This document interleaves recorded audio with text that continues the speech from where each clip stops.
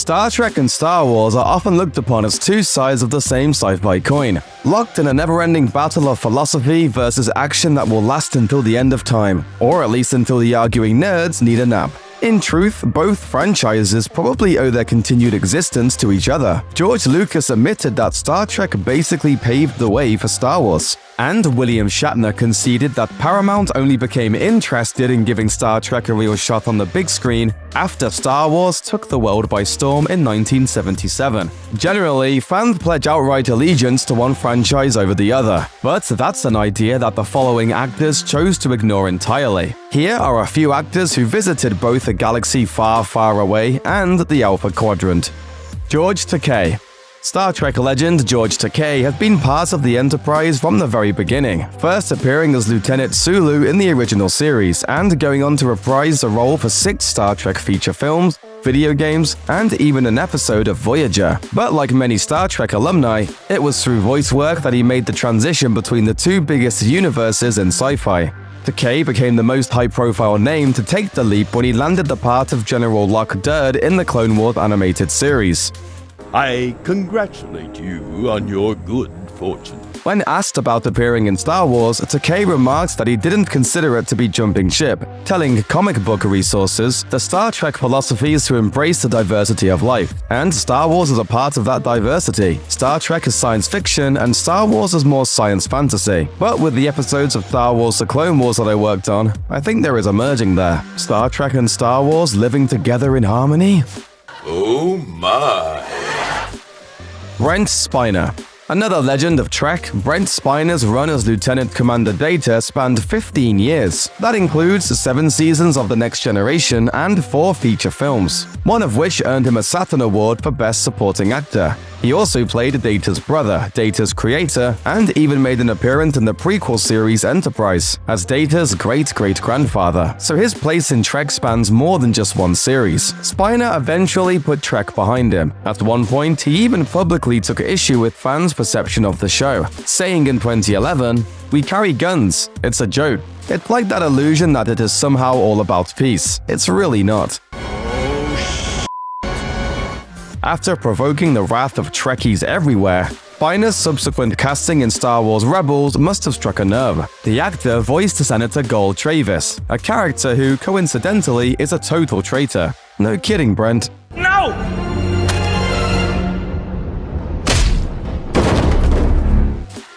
Ethan Phillips.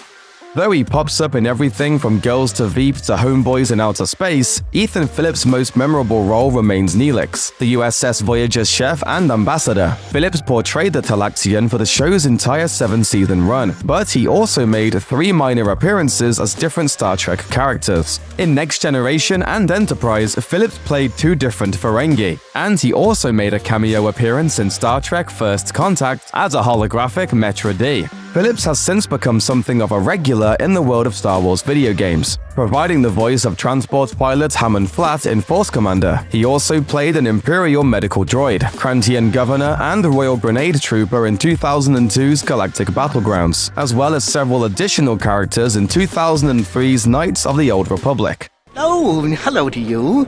You're new to the Academy, aren't you? Simon Pegg. British actor Simon Pegg is known for many roles, from his zombie-fighting hero in Shaun of the Dead to his recurring role in the Mission Impossible film franchise. But Trek fans know him as Montgomery Scott in J.J. Abrams' Star Trek reboot movies. He proved to be such an asset to Abrams that the director later admitted he had an ulterior motive when he cast him in the minor role of Unkar Plutt in Star Wars The Force Awakens, saying, "When we were shooting The Force Awakens in Abu Dhabi, he was there as an actor. But for me, he was there as a writer and filmmaker. And as someone to go around the issues I was having at the time with the story and to get some great feedback." It probably didn't take much for Abrams to convince Pegg to appear in the film either. Star Wars. I'd burn for Star Wars.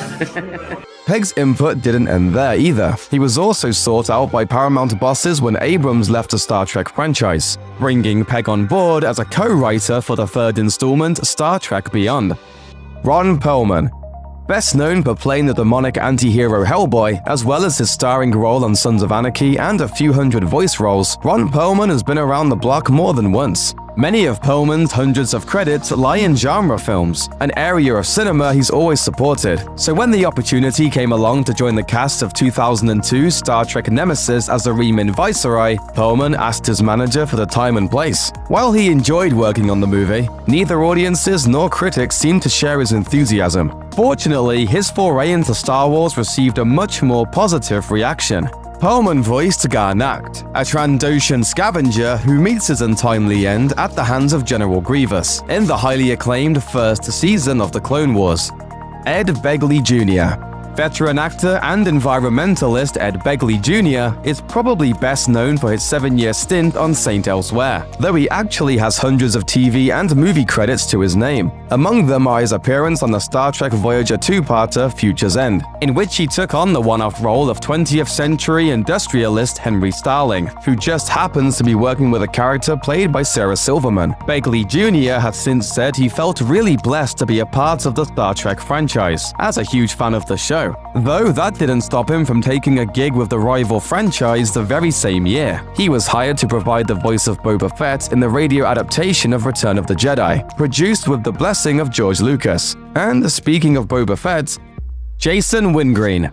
A victim of the dreaded Star Wars DVD editions, Jason Wingreen saw his part as the voice of Boba Fett in The Empire Strikes Back chopped and replaced with the voice of Tamura Morrison, the man who played Jango Fett in the prequel trilogy. To add insult to injury, Wingreen was never actually credited for his contribution to the Star Wars universe, which only became common knowledge 4 years after the great remastering of 2004. While he may be best remembered as Harry Snowden from All in the Family, for Star Trek fans he'll always be Dr. Linke, the Federation scientist who gets sent to the uninhabited planet Minara 2 to conduct studies in original series episode The Empath. Deep Roy.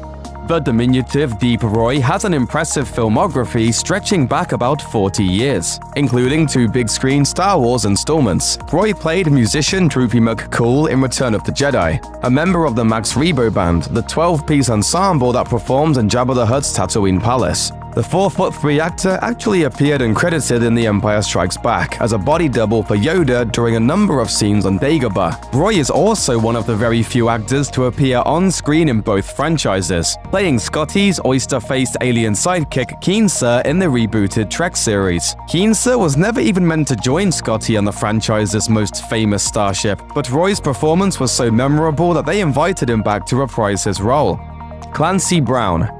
Sci-fi fans shouldn't really need an introduction to Clancy Brown. He's played the immortal antagonist, the Kurgan in Highlander, Mom.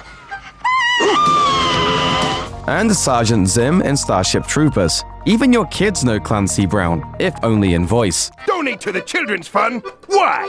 What have children ever done for me?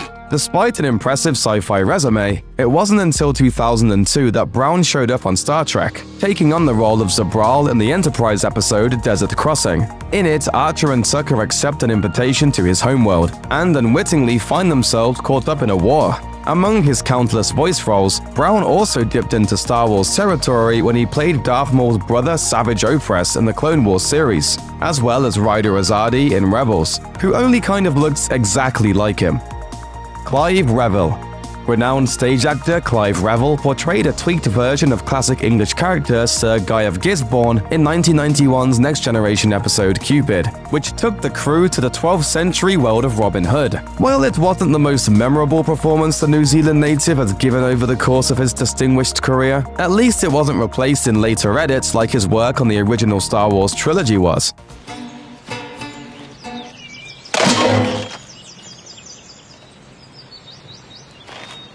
Sorry.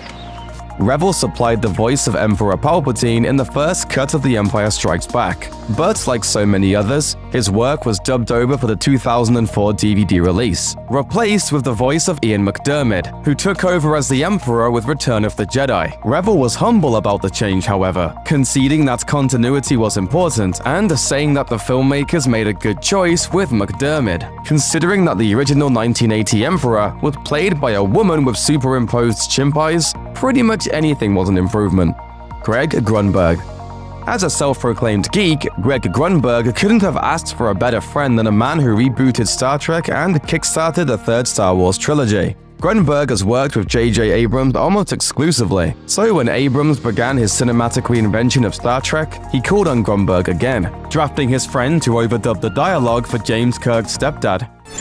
Hey, are you out of your mind? That car's an antique. You think you can get away with this just because your mother's off planet? You get your ass back home now. He appeared in person as Commander Finnegan in 2016's Star Trek Beyond, though by that point he had already crossed the franchise divide.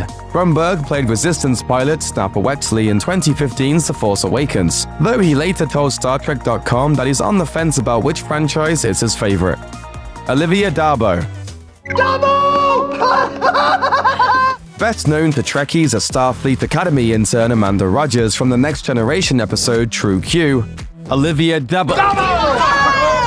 D'Abo is probably best known for playing Kevin Arnold's hippie sister Karen in The Wonder Years. Believe it or not, D'Abo considers herself to be a pretty big sci-fi nerd, telling the official Star Trek website, "I considered it a real honor to be working on the continuation of the Star Trek legacy I'd grown up with. It had a huge effect on my childhood, and not unlike Star Wars, it made me more curious about space, other life forms in our galaxy, and the wonder of astronomy in general." In 2008, she joined a number of her former Star Trek colleagues at Lucasfilm to record the voice of Luminara and Julie for the Clone Wars animated series. And, oh yeah, Patty Maloney. Emerging from the darkest day in Star Wars history is Patty Maloney, who played a part in the infamous and totally bizarre Star Wars Holiday Special. The 3'11" actress was hired to play the special's main character, Chewbacca's son, Lumpawaru, better known as Lumpy. No, seriously.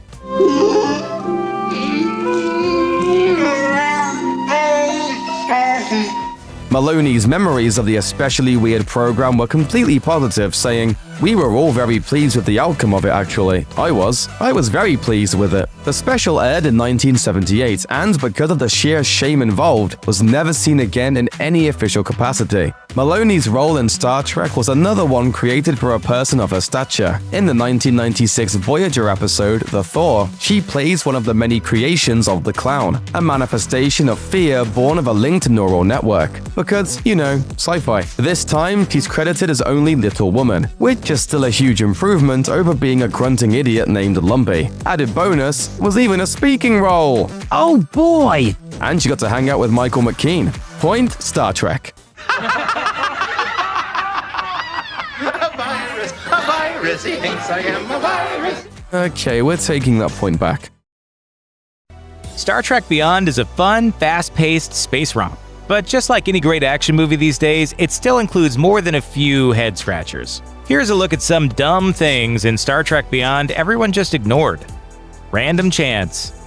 Creepy bad guy Krall is looking for an alien artifact that was chucked into space hundreds of years ago. So how convenient is it that Kirk happens to randomly end up with it after a totally unrelated diplomatic mission? It's also handy for Krall that Kirk kept it on board his ship instead of sending it somewhere safe. Log that and put it in the vault spot, thank you. Oh, and the fact that he brings it to the closest possible outpost to Krall's base is a pretty lucky break as well. You know, considering the endless vastness of space and all. Dangling plot thread. When everyone takes the escape pods and heads for Krall's planet, Scotty drops out late and navigates his pod down to the surface. When he gets there, he realizes he's landed it on the edge of a very big cliff and finds himself in a classic Fast and Furious style action scene where he has to run up the falling pod and grab hold of a tiny ledge hanging off the cliff. Then we cut away, and the next time we see Scotty, he's safely wandering around the planet at the bottom of the cliff. So how did he get off the cliff?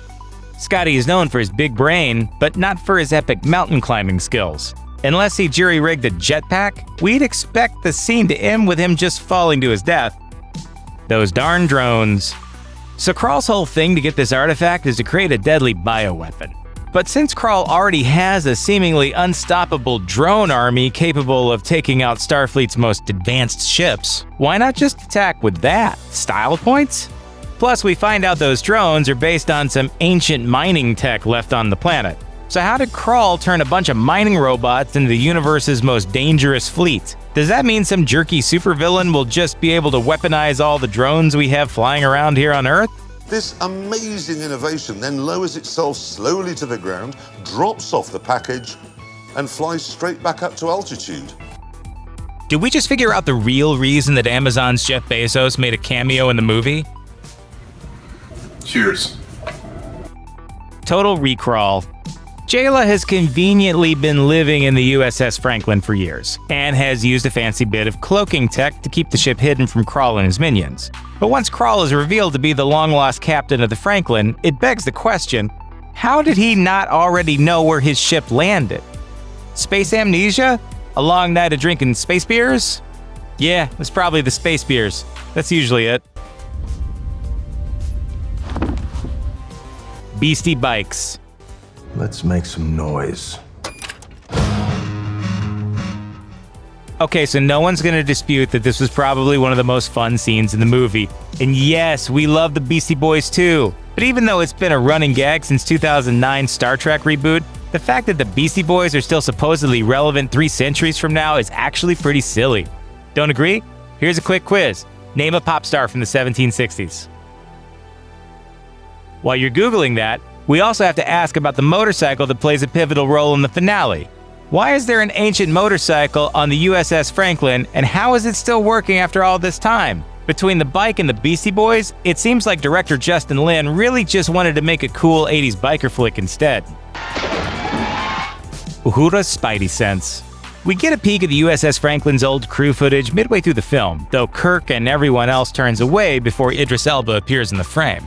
But Uhura circles back to the footage late in the film, gets a look at the long-lost captain, and immediately deduces that the captain is actually Krall.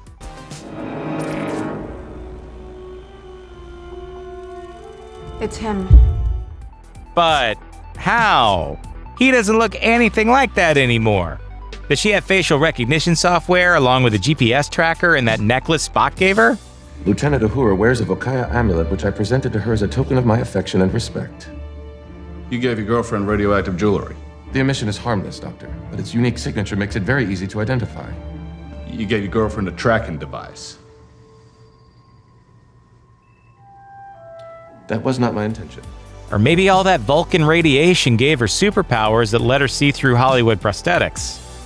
Terrible security. When Krall makes his move and attacks Yorktown, pretty much the only people around to help stop the baddie from unleashing his virus are Kirk and the members of his team, along with, of course, Greg Grunberg. But this is supposed to be a fully manned, top-of-the-line space station. So why are there no actual security measures? The only time we see anyone at all is when the Yorktown mall cops run right past the bad guy like a bunch of, well, mall cops. Good job. The big questions. A big chunk of Krall's plan is built on the fact that he's able to hack into Starfleet and figure out where the artifact is to stage his attack on the Enterprise. So if he can contact Starfleet, why didn't he ever just, call them for help? Isn't he like a few hundred years old? How does he even know how to pull any of this off? How is Krall able to hack into Starfleet at all? Is he a member of Anonymous? Scotty wrote the script. Now, it's important when considering some of the goofier aspects of Star Trek Beyond to remember that Simon Pegg co-wrote the script. That's probably why Scotty can suddenly scale sheer cliffs, finds a hot space elf girlfriend right out of The Hobbit, and then somehow manages to get the USS Franklin running again in a matter of hours, more than a century after it crashed face first into a planet.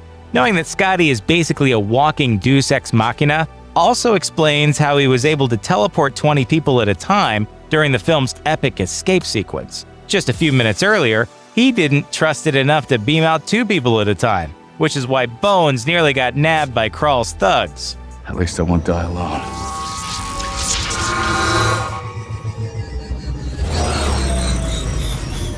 Well, that's just typical. But when the plot needs it, suddenly he's totally cool with just transporting entire football teams with no problems. Sure. How many people can the Franklin transport at a time? With a wee bit of modification, 20 max, but I'm not sure how long it would hold out. Oh, and then there's the part where they jumpstart the Franklin just by flinging it off a mountain, despite the fact that we're told the Franklin wasn't designed to even function in the planet's atmosphere. Of course, it's no surprise that he struggled writing the 13th Star Trek film. It's a fact. Sure as day follows night, sure as eggs is eggs, sure as every odd-numbered Star Trek movie is. Star Trek Voyager's take on the Star Trek universe existed on screen for 7 seasons, and along the way, there was a lot more happening behind the scenes than you know. From the show's impressive impact to some crazy drama between actors, here's the untold truth of Star Trek Voyager. Paramount used Star Trek Voyager to help launch its new mini-network United Paramount Network, or UPN, in January 1995. UPN only had a few shows when it launched and only aired on Monday and Tuesday nights between 8 p.m. and 10 p.m. That same month, Voyager was joined by the sitcom Pigsty, comedian Richard Ginny's Platypus Man, the Richard Grieco action drama Marker, and the sci-fi western series Legend. Voyager's Caretaker was UPN's first telecast on January 16, 1995, and 21.3 million viewers tuned in. Of the network's 5 launch series, Voyager was the only program to survive its first year. Yes, believe it or not, even a winner like Platypus Man got the axe. Voyager went on to outlive other early UPN series like The Sentinel, the sci-fi drama Nowhere Man, and the hit teen sitcom Moesha. Voyager was also the only early UPN series to last 7 seasons. When it came time to cast Captain Janeway, Voyager's casting team looked at a lot of actresses. Among the candidates was Linda Hamilton of the Terminator films, Susan Gibney, who played the recurring role of Dr. Leah Brahms on Star Trek The Next Generation, and Buck Rogers alum Erin Gray. Despite the competition, the role eventually went to Canadian actress Genevieve Bujold. However, Bujold didn't last long, quitting just a day and a half into production. Voyager co-creator Rick Berman said of Bujold's departure, "This was a woman who in no way was going to be able to deal with the rigors of episodic television." Documentaries like What We Left Behind and The Captains include cast and crew talking about 16-hour workdays, so it's tough to blame Bujold too much for abandoning ship. Kate Mulgrew was then cast in the role she'd keep for the show's run. Do you like the Ferengi? I do like it very much. Why? The Ferengi. That one? That's a Ferengi. Star Trek has helped launch plenty of acting careers, and Voyager gave an early role to someone known today for blockbuster action flicks. Dwayne "The Rock" Johnson, still mostly known as a WWF wrestler in those days, made one of his first non-wrestling television appearances in the Voyager Season 6 episode Sunkatsa. While the rest of the crew is enjoying shore leave, Tim Russ's Tuvok and Jerry Ryan's 7 of 9 take a shuttle to examine a nearby nebula. On the way, they're attacked and captured by aliens, running a popular fighting arena. Tuvok is badly injured, and the arena's owner uses the injured Vulcan as leverage to make 7 fight for him. Her first opponent is The Rock, who plays an unnamed Pindari champion. In a fun fourth wall-breaking moment, The Rock gives his signature eyebrow raise to the crowd before defeating 7 in the ring. Most Trek fans have their own pick for their favorite Trek series. So if a Trek fan ever tells you that everyone loves or hates one series or other, never believe them. We're not trying to tell you Voyager is the best Star Trek show, but some numbers have revealed something interesting about the series' enduring popularity. In 2017, Netflix reviewed data from over 100 million subscribers in almost 200 countries to figure which episodes of Star Trek were watched the most. At the time, Netflix carried all the franchise's series produced between Star Trek The Original Series and the 2005 finale of Star Trek Enterprise. Netflix didn't count first or second episodes because those generally have more views than others. Voyager and The Next Generation were the only 2 series with episodes in the top 10 most watched, and of those 10 episodes, 6 belonged to Voyager. Those 6 episodes helped to prove the lasting popularity of both the Borg and Voyager Season 4 newcomer 7 of 9. Most of the 6 episodes are very 7 and Borg-centric. They include the series finale Endgame, the 2-part Scorpion and Dark Frontiers, and The Gift, which is the episode immediately following 7's first appearance. Behind the scenes, Mulgrew resented the addition of 7 of 9, whose good looks helped boost Voyager's ratings. On 2013's Girl on Guy podcast, Ryan talked about feeling physically ill at the thought of doing scenes with a particular Voyager co-star. She didn't name Mulgrew, but she mentioned details making it clear it could be none other. While researching his book, The 50-Year Mission, co-writer Ed Gross looked into the feud and got more answers than he expected. One unnamed cast member claimed Mulgrew tried to enforce a rule that Ryan wouldn't be allowed to use the bathroom during work because it took too long to get her in and out of costume. Harry Kim actor Garrett Wang said Mulgrew's anger wasn't initially directed toward Ryan, but once it was, the effect on set was awful. Chakotay actor Robert Beltran told Gross, "If it was me being insulted and Kate was a man, I probably would have taken a swipe at the guy." To her credit, the Voyager captain owned up to her behavior toward Ryan. Mulgrew told Gross, "This is on me, not Jerry Ryan. I'd hoped against hope that Janeway would be sufficient, that we didn't have to bring a beautiful, sexy girl in." One of the more prominent recurring characters on Voyager was Ensign Samantha Wildman, played by Nancy Hauer. Voyager's unexpected journey to the Delta Quadrant separated the pregnant Ensign Wildman from her husband by about 70,000 light-years. On the bright side, her half-alien daughter Naomi eventually turned into another Voyager fan favorite, becoming close friends with Ethan Phillips, Neelix, and even the emotionally aloof Seven of Nine. Interestingly, Samantha Wildman's name has a special meaning. Wildman first appeared in the second season episode Elogium, co-written by Jimmy Diggs.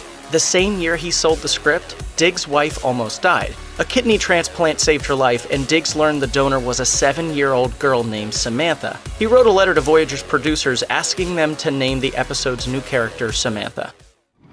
Congratulations, Samantha. Diggs wrote, "The ancient Greeks believed the gods would reward heroic mortals by placing them in the stars. By honoring the memory of this child, the producers of Star Trek will accomplish the same thing." One of the more popular characters on Voyager was also its best source of comic relief, the Doctor played by Robert Picardo. The Doctor is an emergency medical hologram meant only for short-term use, but his job gets much more involved when Voyager's human doctor dies after the ship is thrown into the Delta Quadrant. Speaking to StarTrek.com in January 2020, Picardo explained a special spontaneous moment from his audition. After reading the last scripted line, "I believe someone has failed to terminate my program," Picardo improvised with, "I'm a doctor, not a nightlight." Picardo said the line yielded big laughs on set. What makes the ad-libbed line funny is its similarity to lines from Dr. Leonard Bones McCoy from Star Trek's original run. Actor DeForest Kelley frequently delivered variations of, "I'm a doctor, not a," but Picardo apparently had no idea. He said, "I faked my way through the audition and ad-libbed a DeForest Kelley joke without knowing it was a DeForest Kelley joke." I am a doctor, not a voyeur. Tim Russ actually had a few Trek one-off gigs before landing the role of Security Chief Tuvok on Voyager. On Deep Space Nine, he's a Klingon mercenary who helps take the station hostage in the episode Invasive Procedures. In the Next Generation Starship Mine, he's one of a group of criminals trying to steal trilithium resin from the Enterprise. In 1994's Star Trek Generations, Russ plays a lieutenant on the bridge of the Enterprise B in the film's opening. But before he did any of that work, he auditioned for the part of Geordi LaForge on The Next Generation. Speaking to TrekMovie.com in 2018, Russ said that he was ultimately relieved to have lost the Geordi role to LeVar Burton. Why?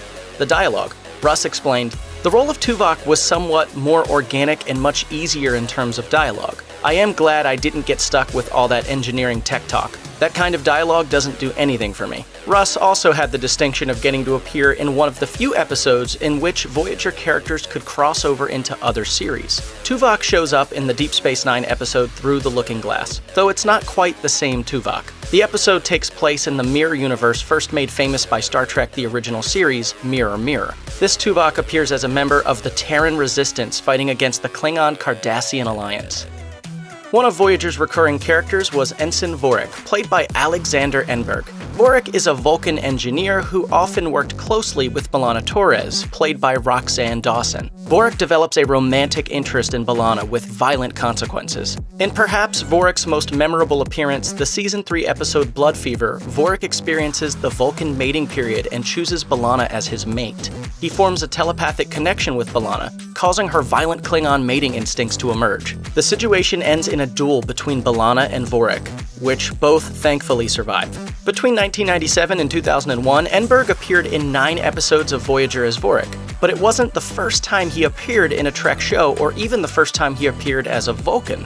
Enberg was cast as a Vulcan named Torek in The Lower Decks, an episode in the middle of the Next Generation's final season focusing on the Enterprise's rank and file. With Enberg not only playing Vulcans on both shows, but with both characters sharing rhyming names, some fans have wondered if there could be a connection between Vorik and Torek. According to Voyager co-creator Jerry Taylor, who also happens to be Enberg's mother, There could be. In the 2012 book Star Trek The Next Generation 365, Taylor implies Turek and Vorik may very well be twin brothers. And since she's their mother, we guess she would know.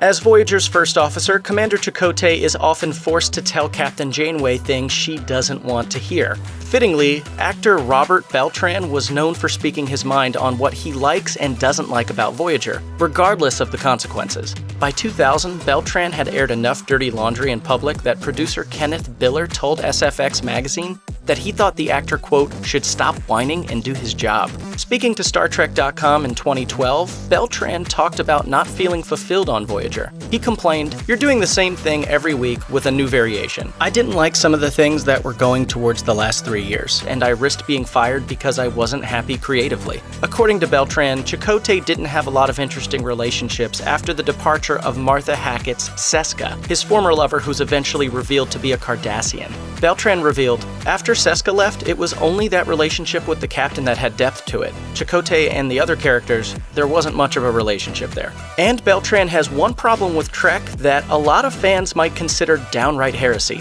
Beltran hates the Prime Directive, the Starfleet principle that forbids interference in alien civilizations for any reason. In 2012, he told CNET, "The idea of leaving any species to die in its own filth when you have the ability to help them, it's a bunch of fascist crap."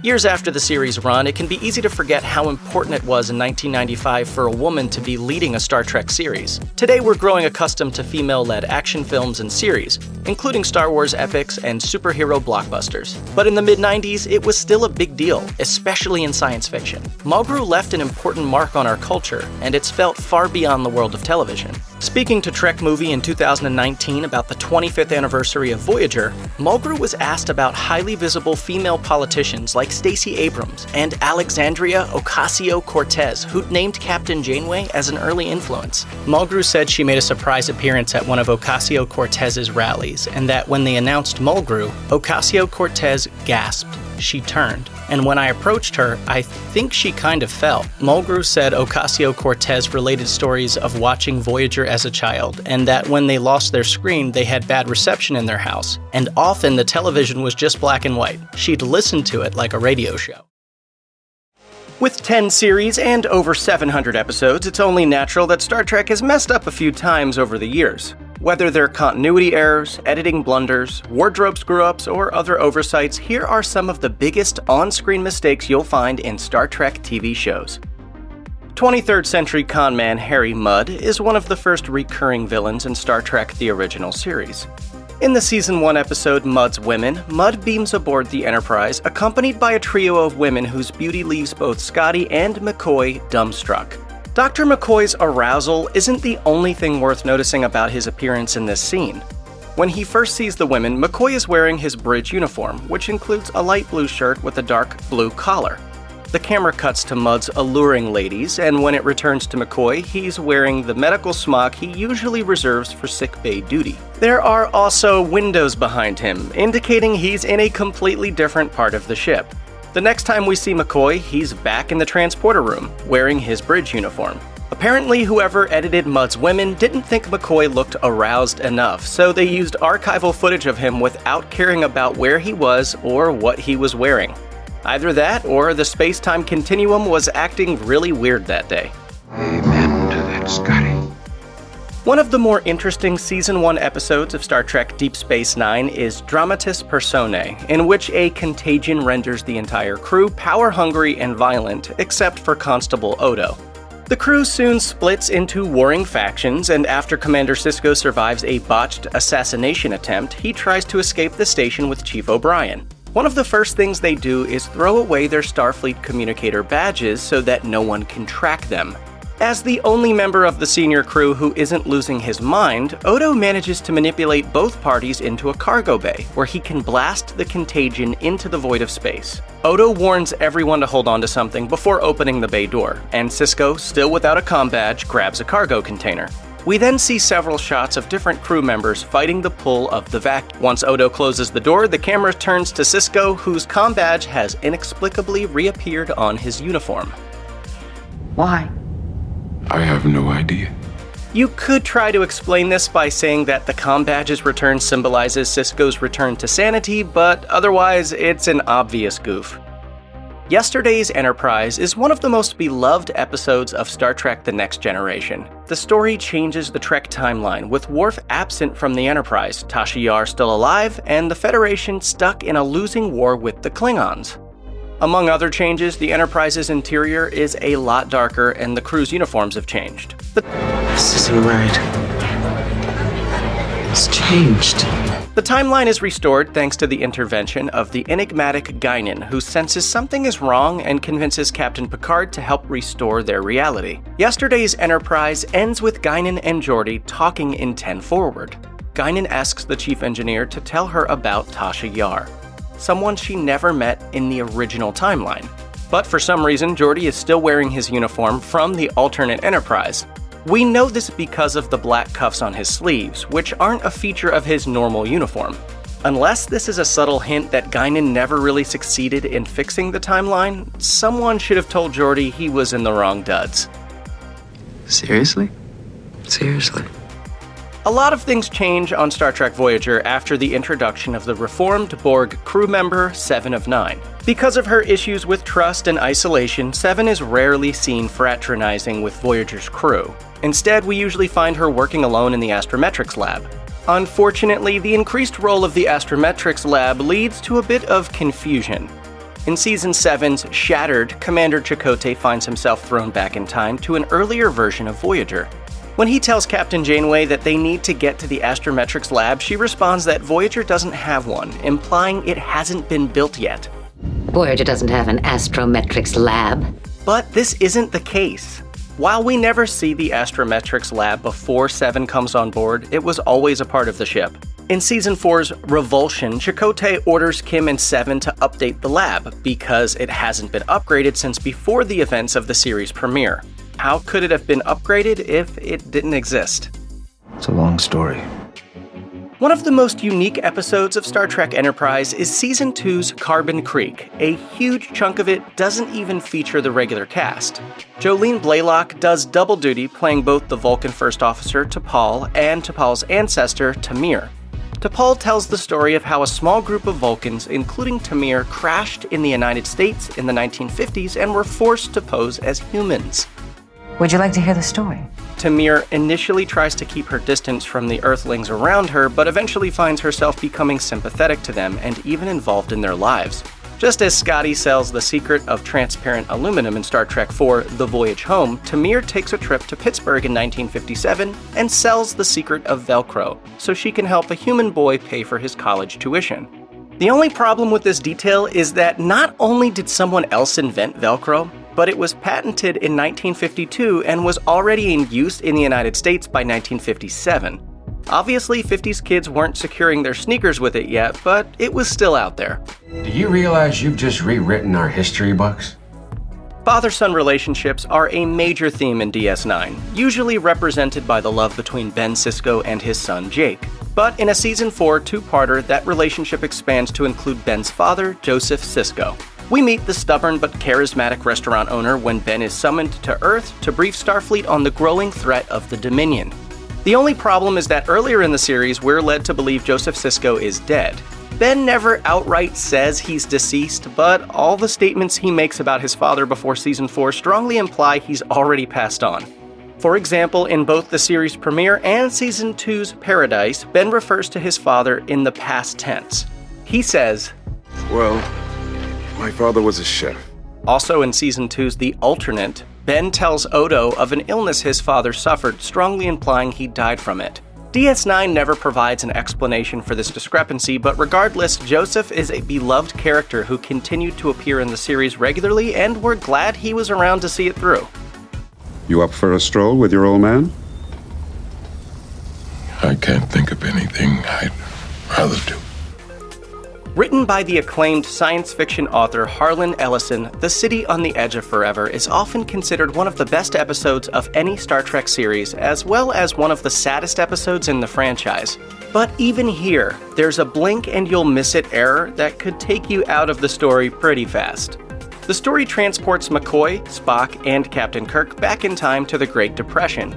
Kirk and Spock search for McCoy, whose actions, they fear, have deeply harmed the timeline. The pair secure an apartment as their base of operations, and it's this apartment building that provides the episode with its goof. We have a flaw. We have a what, Captain? A place to sleep. After a scene in which a homeless man accidentally vaporizes himself with McCoy's phaser, the camera cuts to the exterior of Kirk and Spock's building. On the right side of the building, you can clearly see a yellow sign indicating that the structure contains a bomb shelter in case of nuclear attack. Such signs didn't exist until the 1960s, at which point the Great Depression had been over for decades. It's very strange. Season 4 of DS9 brings an old friend back to Trek TV. In the Season 4 premiere, The Way of the Warrior, the Klingon Worf is sent to the space station on special assignment, and by the end of the episode, he's a member of Captain Sisko's senior staff. But along the way, Worf makes at least one statement that doesn't hold up to scrutiny. I am not interested in your conclusions. Aboard the Defiant, Sisko orders the ship's cloaking device, on loan from the Romulans, to be activated. Worf seems uneasy, and when Sisko asks him why, the Klingon responds, It is just... I have never been on a Federation starship that had a cloaking device. It is a little strange. The thing is, this isn't actually the first time Worf's been aboard a Federation ship with a cloaking device. Toward the end of the TNG Season 7 episode, The Pegasus, the Enterprise uses a salvaged Romulan cloaking device, and Worf is on the bridge when it happens. You could argue that the Enterprise is only briefly cloaked in the Pegasus and he forgets about it, but Worf is a pretty detail-oriented guy. He doesn't forget his Klingon operas, and he wouldn't forget being cloaked on the Enterprise.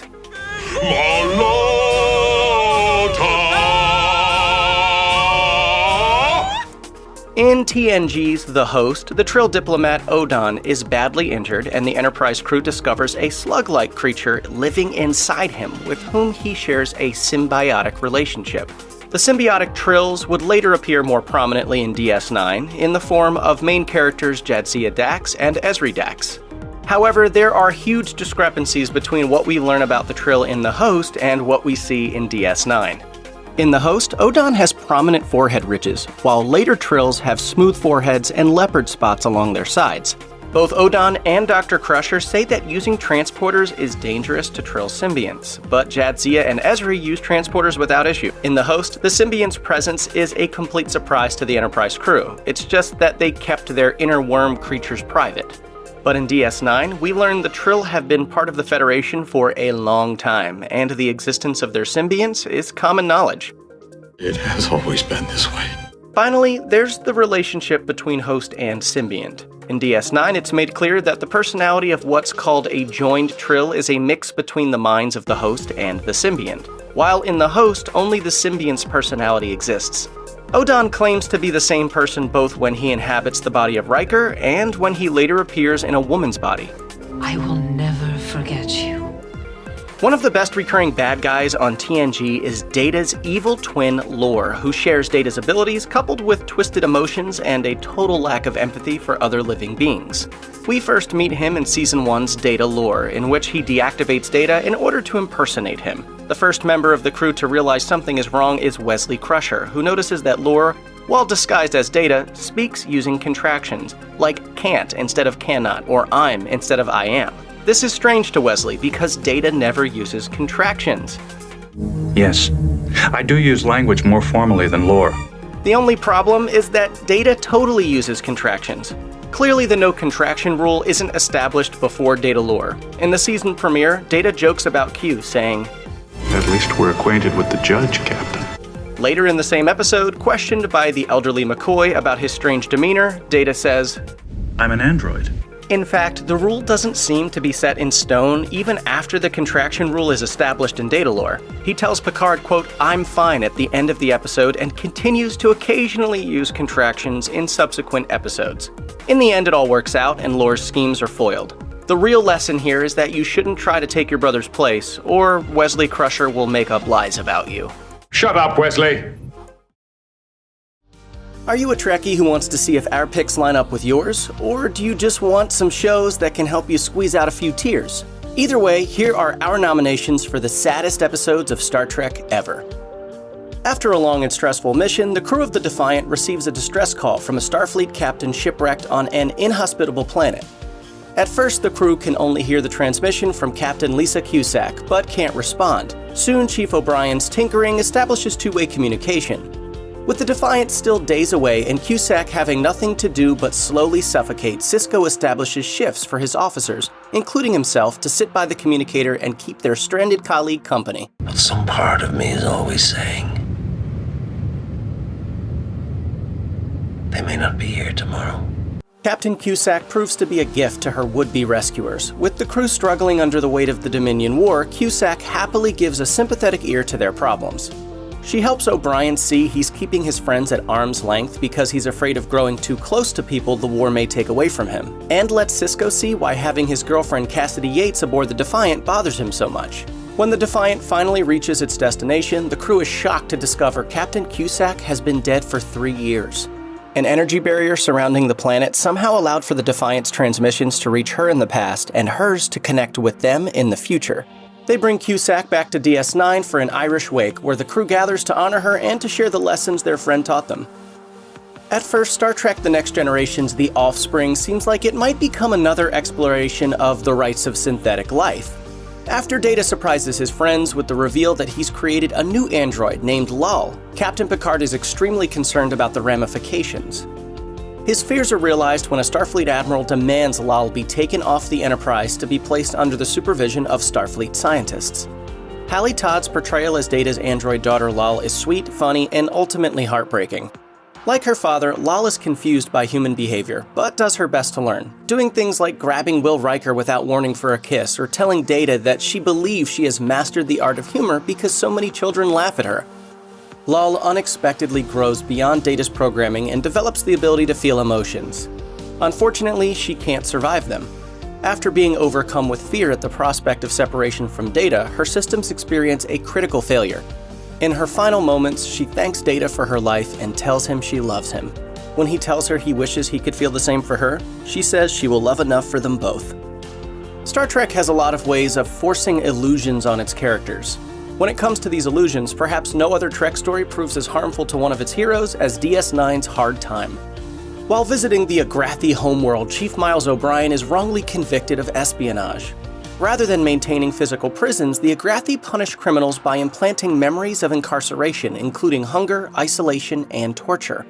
When Kira arrives to pick up Miles, he's only been in their custody for a few hours, but he has memories of 20 years worth of prison.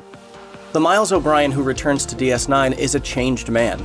He prefers to be alone, he's angry, he refuses to see his therapist, and he threatens his best friend, Dr. Bashir. He eventually gets violent, assaulting Quark for taking too long to serve him a drink and even coming close to hitting his daughter.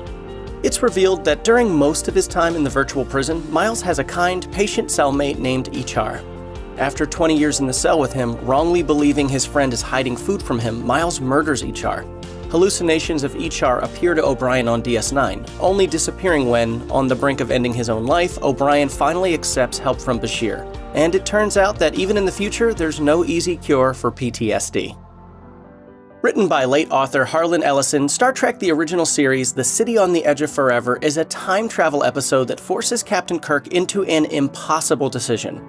The trouble begins when a temporarily insane Bones flees into a sentient time portal calling itself the Guardian of Forever. Shortly after he enters, the timeline is altered so that Starfleet basically ceases to exist. Kirk and Spock follow through the portal, ending up in New York City during the Great Depression. Believing they're homeless, the kind and forward-thinking Edith Keeler helps the pair, and she and Kirk fall in love. Unfortunately, Spock discovers that Keeler is the subject of the timeline shift. Keeler is supposed to be killed in a car accident. If she survives, she'll help spread a message of pacifism that keeps America out of World War II, which in turn leads to Germany's victory. But she was right. Peace was the way. She was right, but at the wrong time. When the moment comes for Kirk to decide, it's fast and brutal. Kirk and Spock find Bones, and Edith crosses the street to join them without paying attention to traffic. When the car destined to kill Edith approaches, Kirk not only stops himself from helping, but holds on to Bones and stops him from interfering as well. When the trio returns to their crew, Kirk has no comforting words for his friends and ignores the Guardian of Forever's invitations for other journeys through time. One of Star Trek's first attempts to explore the plight of LGBTQ+ people was in TNG's 1992 episode, The Outcast. We use a pronoun that is neutral. I do not think there is really a translation. The Enterprise encounters the androgynous race, the Janai, who needs help finding a lost shuttle and its crew. The Enterprise crew determines the shuttle is in a pocket of what they call null space. Riker partners with the Janai named Soren to find a way to get into null space to rescue the missing crew. The attraction between Riker and Soren is noticed by Riker's friends and the other Janai. Soren confides in Riker not only that she's attracted to him, but that she identifies as a female. For a Janai to identify as either male or female is forbidden, and others like Soren are treated as outcasts. If they're discovered, they will undergo a kind of conversion therapy called psychotectic treatment. Riker and Soren's relationship is discovered before it gets very far. Soren makes a passionate speech in front of the other Janai, and Riker tries to intervene. He takes responsibility for everything and offers to take Soren with him. The Janai refuse.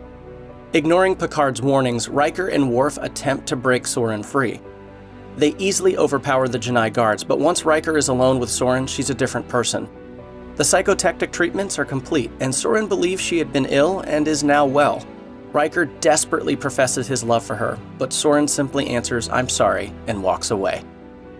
In this bittersweet DS9 episode, Ben Sisko is believed killed when struck by a bolt of energy during an accident on the Defiant. For years after the accident, Ben continues to briefly appear before his son Jake, only to eventually fade away, like a ghost into subspace.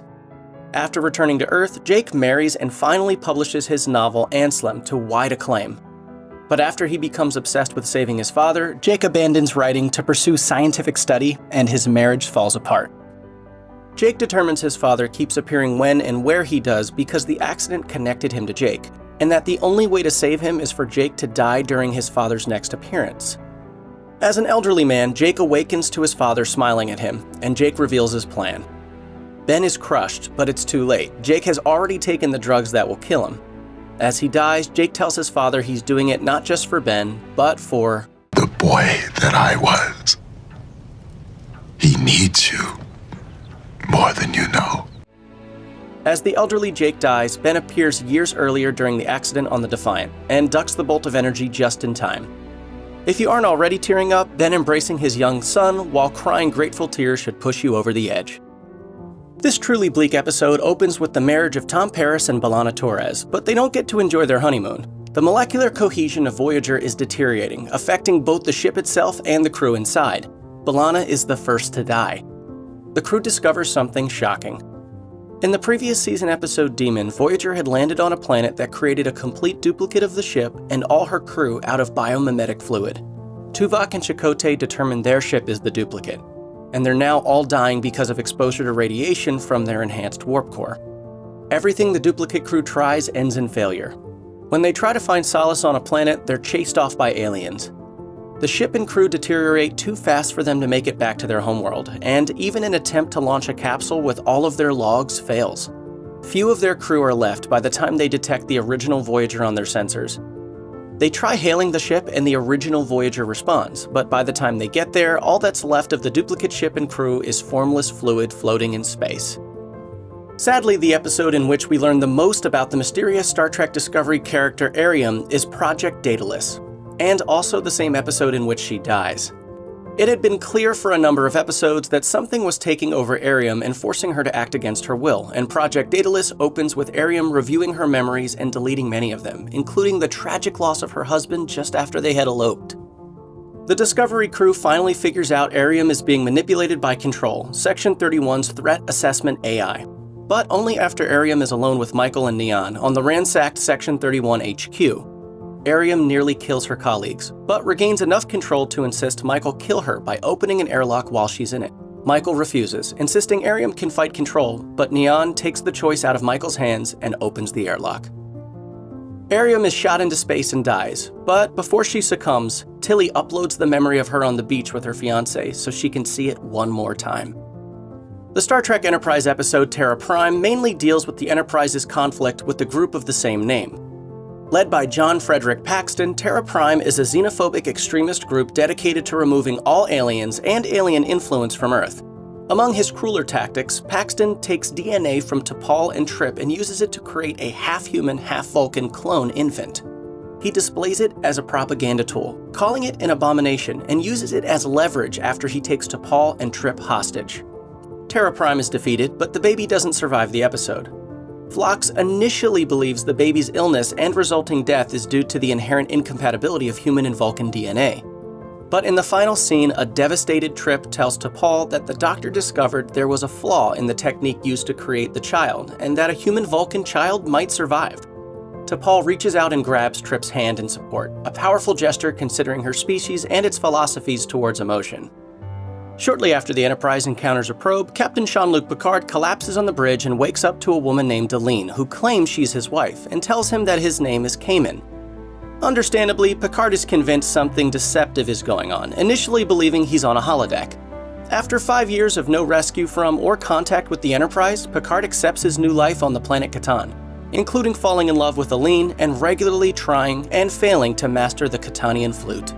The scenes occasionally cut back to the Enterprise, where only minutes have passed, but on Catan, years have gone by for Picard and his new family. Finally, an elderly Picard attends a celebration with his children and grandchildren, which turns out to be the launching of the same probe that the Enterprise encounters. The truth is finally revealed, that the probe has given Picard the vision of a lifetime so someone will remember Catan and its people. After the probe deactivates and Picard wakes up, about 25 minutes after it begins transmitting, the crew retrieves it and Riker brings the package it contains to his captain. Inside the box is Cayman's flute, which Picard remembers how to play thanks to decades of a completely separate life he's lived and instantly lost. After returning from a mission where he went over security procedures for upcoming peace talks on DS9, O'Brien notices everyone is acting strange. Keiko is doing everything she can to keep their daughter away from him. Sisko is giving his engineers orders without talking to him first, Bashir is hounding him about getting a physical, and all it takes is a 30-second conversation with Jake Sisko for Kira to jump in and tell Jake to go see his father. It gets to the point where O'Brien worries Keiko's trying to poison him. O'Brien uses his engineering know-how to escape DS9 in a runabout, and rush to the Parada system to warn them and see if he can get to the bottom of things.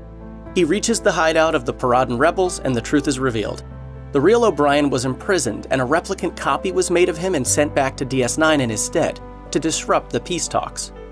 The Paradan rebels discovered the plan, rescued the real O'Brien, and informed DS9 of the plot, which explains why everyone was acting strange around him. The replicant O'Brien, having just arrived on Parada, knows none of this. Critically injured by one of the rebels, the replicant dies, calling out Keiko's name and begging the real O'Brien to tell Keiko he loves her. Are the Borg really beyond saving? When can you trust an omnipotent trickster? Captain Jean-Luc Picard had some pretty heavy decisions to make aboard the USS Enterprise. Keep watching to see the absolute best.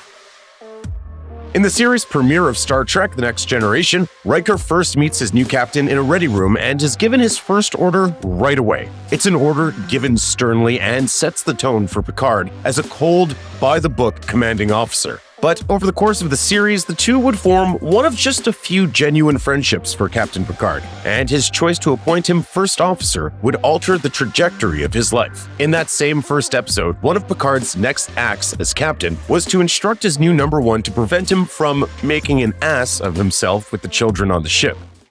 I'm not a family man, Riker, and yet Starfleet has given me a ship with children aboard.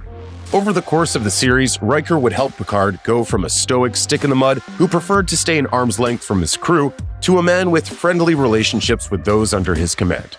One could argue that the mere act of recruiting Data could be one of the boldest decisions Picard ever made, despite the android having a long and distinguished service record that would warrant just about any starship captain bringing him aboard. But while other officers may have seen Data as a mere machine, Captain Picard and those on the Enterprise learned to see him as so much more, even though visitors were routinely surprised.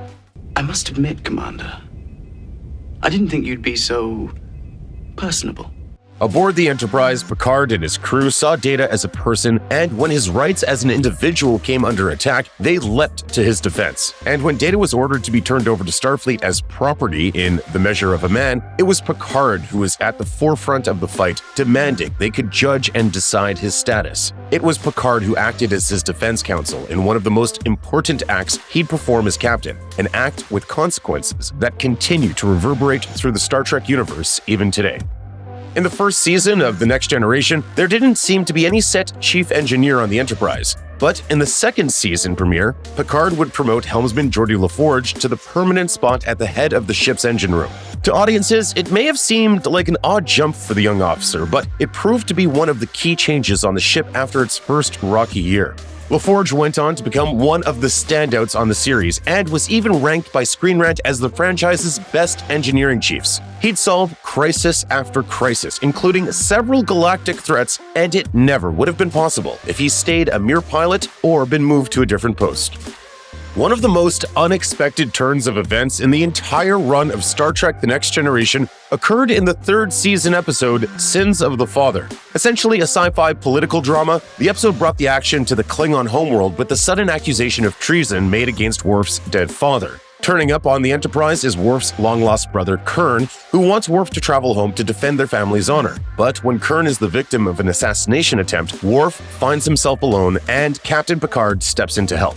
Not as captain of the Enterprise, but as a trusted friend. With Picard's assistance, new evidence is discovered along with a direct eyewitness that clears Worf's father of the crime. To prevent a civil war, however, Worf takes the fall but averts a death sentence, thanks to the evidence Picard revealed, leaving justice for another day. In Season 3's Hollow Pursuits, we met a very unusual Starfleet officer, Lieutenant Reginald Barclay. Barclay was far from the steady, skilled, and capable men and women of Starfleet. Barclay was awkward, clumsy, and lacking in confidence. He was a social outcast who struggled to fit in among the more gregarious and bold crew of the Enterprise. I've examined Barclay's psychological profile. He has a history of seclusive tendencies. When it became known that he wasn't measuring up, Commander Riker wanted him off the ship, insisting he had no place on the Enterprise, and suspecting that Barclay's previous commanders might have given him recommendations just to get rid of him. But just when it seemed like Picard might follow Barclay's previous captains and send him packing, he decided to do something nobody had done before: reach out to Barclay with a caring, compassionate helping hand. Instead of transferring the so-called problem officer, Picard instructed Geordi to become his best friend. With all due respect, sir, my best friend. I can barely tolerate being in the same room with him, man. Eventually, the crew came to appreciate Barclay for all his unique talents and skills, and together helped him come out of his shell. Eventually, he'd help bring the stranded crew of Voyager home safely, saving hundreds of lives. The mischievous Q was initially presented as a malevolent, godlike entity with sinister but mysterious motives. He tormented the crew in the premiere episode and popped up again throughout the series to cause mischief and mayhem aboard the USS Enterprise. Mon capitaine! He's back! But it's in the third season episode Deja Q that Picard makes his most important decision regarding the all-powerful Q. Exiled from his own people, Q was turned into a mere mortal and sought refuge on the Enterprise. When he became the target of a vengeful alien race, Picard chose to help him and provided Q with a safe haven, mostly. Seems human enough to me. It wasn't an easy call, and few would have blamed him if he hadn't agreed to come to his aid, particularly as Q's presence proved to be a danger to the ship. But helping Q showed the trickster how special humans and Picard really were. Q later felt he owed Jean-Luc a debt of gratitude he'd repay in Cupid, Tapestry, and in the series finale, All Good Things, helping him learn life lessons and save mankind too. Had Picard not intervened, we also may have never witnessed the Q Civil War on Voyager, nor his return in Season 2 of Star Trek Picard. Who Watches the Watchers may be one of the most quintessential episodes of Star Trek The Next Generation. It all starts when a secret Starfleet research team is discovered by a pre-industrial society called the Mintakans, and in the ensuing confusion where the Enterprise comes to assist, begin to believe that Picard is an all-powerful god. The Prime Directive demands they not interfere, but the damage is done, and while the Starfleet expert advises they hand down a set of religious tenets to mitigate the damage, Picard outright refuses. Instead, the captain speaks directly to the primitive people and plainly explains the situation. In the end, the Mintakans begin to understand the truth of what happened and agree to go their separate ways, but not before gifting Picard with a hand-woven tapestry to remember their time together. One of the major guest stars to appear on Star Trek The Next Generation, who originated in the original series, was Mr. Spock's father, Sarek. The elder Vulcan ambassador had appeared in the original series and in 3 of the 5 feature films before he showed up on The Next Generation in the Season 3 episode Sarek. Coming aboard the ship to conduct final negotiations with a mysterious alien race, it's soon discovered that the aging Vulcan is afflicted with a rare disease that is sapping him of his mental abilities and his logic. In the climax of the episode, Picard selflessly agrees to a dangerous mind meld with Sarek in order to help him stabilize his condition so he can follow through with his final mission. The meld is a success, but not without consequences, and Picard undergoes some serious trauma as a result. Picard's joining with Sarek's mind gives him a more centered and measured sense of control. It also gave him a profound connection to Ambassador Spock, who he'd meet and meld with in the episode Unification, which in turn may even have helped fuel his desire to help the Romulans in the follow-up Star Trek Picard. When the Enterprise first made contact with the Borg, they were shown to be little more than a robotic hive mind intent on absorbing life into their collective. But in the episode I, Borg, Dr. Crusher convinces Picard to bring aboard an injured and dying Borg they find at the site of a crashed Borg ship. Initially, Picard wants to use the drone as a weapon against the collective, using a computer virus to sabotage their entire network. Terminal 1. But as the Borg recovers, it begins to show signs of individuality, eventually taking the name Hugh and showing an unusually strong moral compass. Ultimately, Picard chooses to respect Hugh's right to autonomy and lets Hugh make his own choice about his future. Hugh decides to return to the collective, and Picard's greatest hope is realized, that Hugh's sense of self and morality could be just as contagious to the Borg as any virus.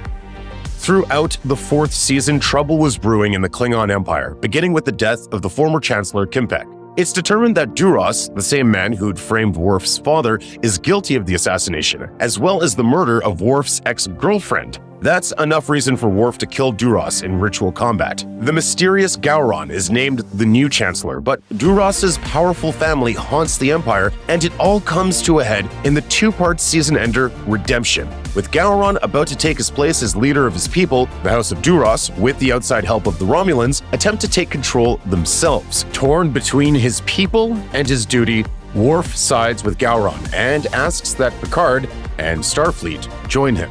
Unable to get directly involved in what is deemed an internal Klingon affair, Picard instead hatches a plan to expose the Romulan alliance with the House of Duras. The plan works. Gowron is installed as Chancellor thanks to Picard's help, and Worf finally regains the honor he had lost in Sins of the Father. It's a bold and risky move for Picard, but it sets off a chain of events that would have after effects for years, spilling over into Deep Space Nine years later, as Gowron owes much of his legacy to Starfleet and Picard's assistance. Recruited by a corrupt admiral to help locate a supposed Bajoran terrorist, Ensign Ro Laren was brought to the Enterprise against Picard's explicit objections. But when Ensign Ro uncovered a plot to supply Cardassian militants with illegal weapons, she didn't know who to trust. With the help from Guinan, Ensign Ro placed her faith in Captain Picard to help her out of the situation. Guinan is very selective about whom she calls a friend.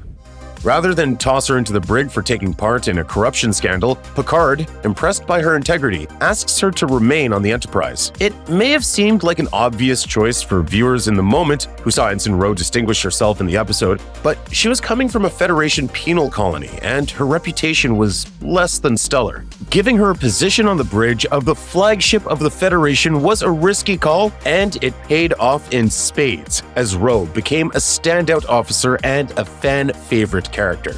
When Star Trek The Next Generation first debuted in 1987, it was living in the shadow of the original Star Trek series, and Picard himself was being measured harshly against his counterpart, James T. Kirk, as played by franchise legend William Shatner. Thankfully, Patrick Stewart played the role masterfully, and Picard eventually became equally as beloved in his own way. In the first Next Generation film in 1994, Star Trek Generations, the 2 captains of the Enterprise would come face to face thanks to a fateful decision by Captain Picard. Both captains became trapped in a mysterious time-bending anomaly called the Nexus. When Picard attempts to escape and stop the villainous Soren, he discovers Kirk inside the Nexus and recruits him for the task. Together, they stop Soren, and in the melee, Kirk dies at Soren's hands, but saves millions of lives in the process. The decision to bring Kirk back for one more mission may be the most important choice he ever made. Not just to save lives, but to give Trekkies the moment they'd been waiting for, the meeting of the two best Enterprise captains. Star Trek creators have proven they know how to turn on the funny since the beginning. Whether it's entire episodes, hilarious scenes, or little more than a couple of lines of dialogue, here's what we count as the funniest moments in the history of Star Trek. One of the most fun conflicts to witness on Star Trek Deep Space Nine is the back and forth between Constable Odo and the scheming Ferengi Quark. Perhaps their funniest exchange happens in Season 4's The Way of the Warrior, just before the epic battle between the eponymous station and a fleet of Klingon ships. Finding Quark outside his bar, Odo tells him it's time to head to the emergency shelter, but Quark assures Odo he intends to defend his property. Quark isn't known for being able to defend himself against so much as a tribble, much less battle-hardened Klingon warriors, so Odo is understandably skeptical.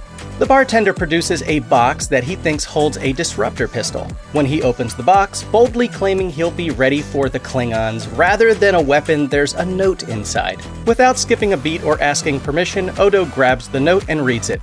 It's from Quark's brother Rom, informing him he gutted his disruptor to fix their replicator. It's here that Odo hits Quark with a real zinger. I will kill him. With what? Deanna Troy's intrusive and flirtatious mother, Lwaxana, played by the late Majel Barrett, provides a tremendous amount of comic relief whenever she shows up.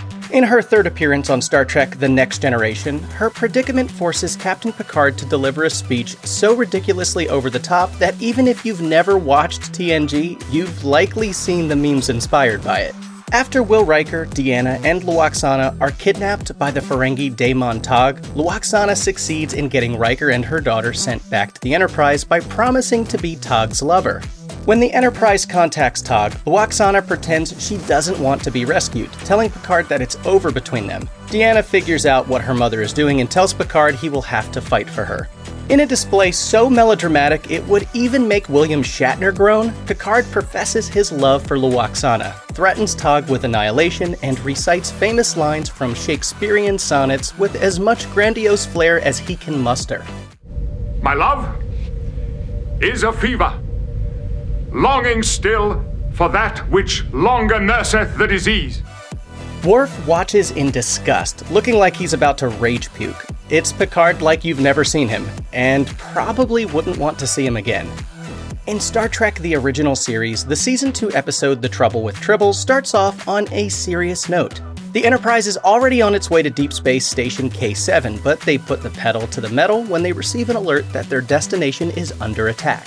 This alert proves to be a false alarm, though dangers do await at K7. A domineering Federation bureaucrat, a Klingon spy, and a space trader named Cyrano Jones, who sells members of the Enterprise crew some of the most troublesome pets in the galaxy, Tribbles.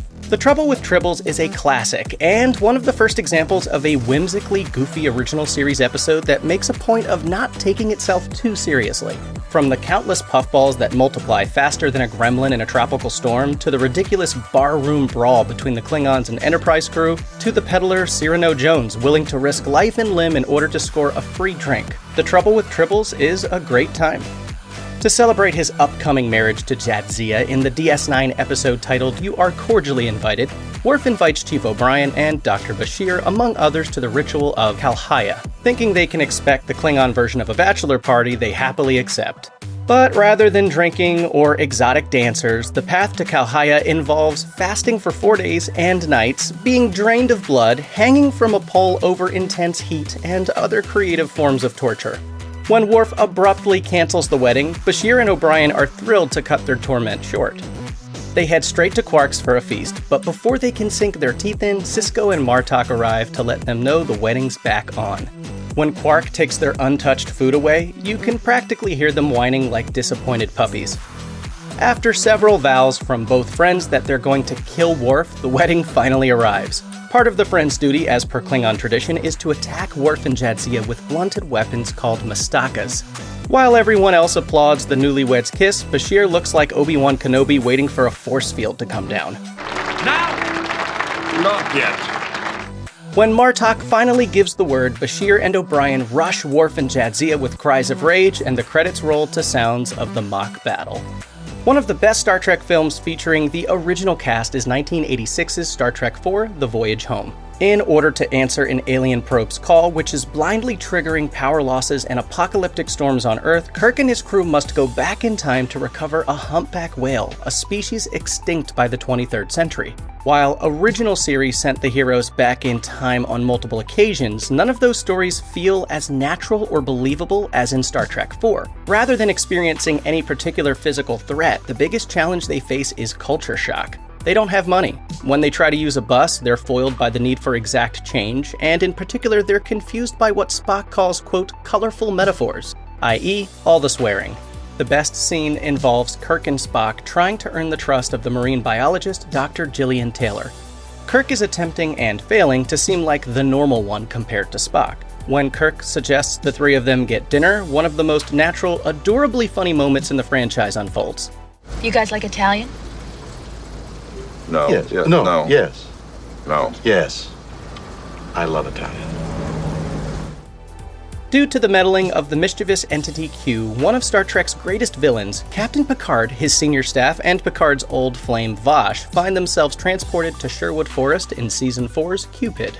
There's little about Cupid that won't make you laugh. Picard and his senior officers are made up as Robin Hood's merry men, including Data, who bears the famous bald dome of Friar Tuck.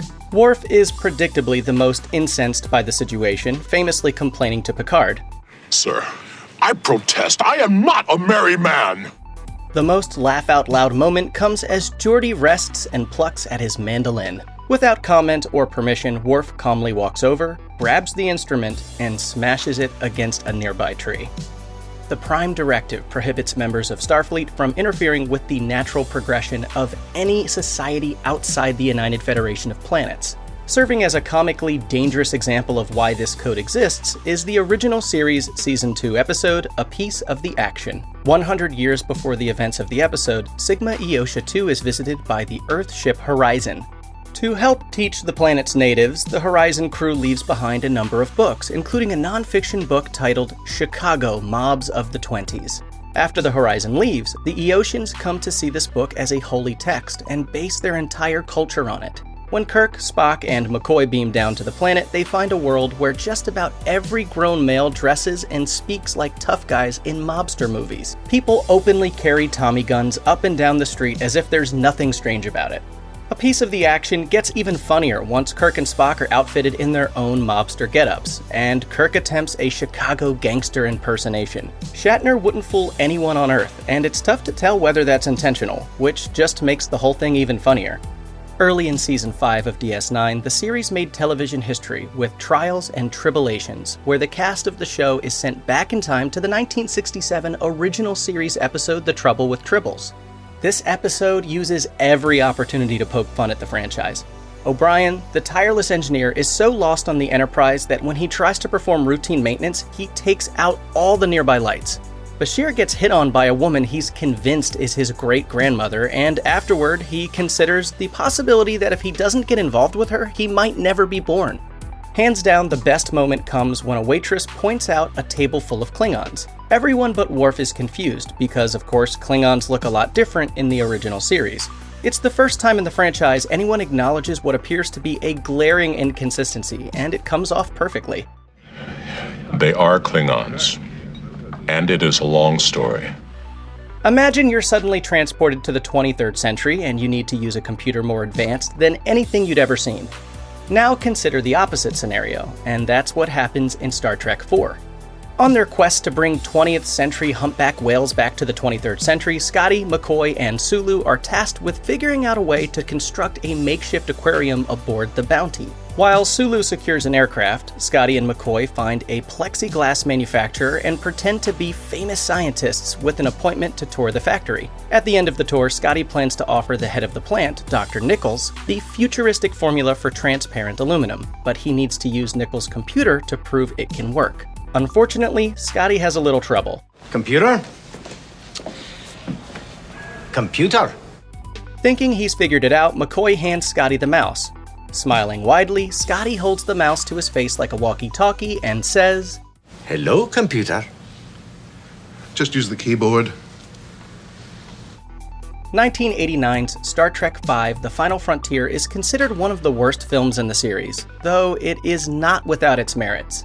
While it's one of the funnier entries in the franchise, some of its detractors would argue that the movie's over-reliance on humor weighs it down. But one easy, uncharacteristically slapstick moment in Star Trek V remains as an incredibly uproarious gag. After the Force's loyal to Spock's fanatical brother Sybok seize control of the Enterprise, Kirk, Spock, and McCoy are imprisoned in the brig. Scotty soon frees them with explosives, and the liberated trio makes a plan to sneak their way to the emergency transmitter. When the subject of search parties comes up, Scotty gives them directions he's confident will steer them clear of Sybok's people. Before they rush off, Kirk emphatically thanks Scotty and calls him amazing. Turning and walking in the other direction, Scotty mutters, "There's nothing amazing about it. I know this ship like the back of my hand."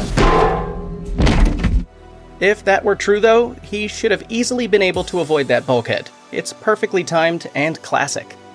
If you understand the context, the single-word response Worf delivers to Quark in the Season 4 DS9 episode A Session should make you laugh hard enough to knock you out of any recliner, couch, or captain's chair. Dr. Bashir and O'Brien are sharing a drink in Quark's bar, discussing the news that O'Brien's wife Keiko is pregnant with another baby. It's just then that behind Bashir and O'Brien, Quark runs into Worf and says, "Did you hear? Keiko's gonna have another baby."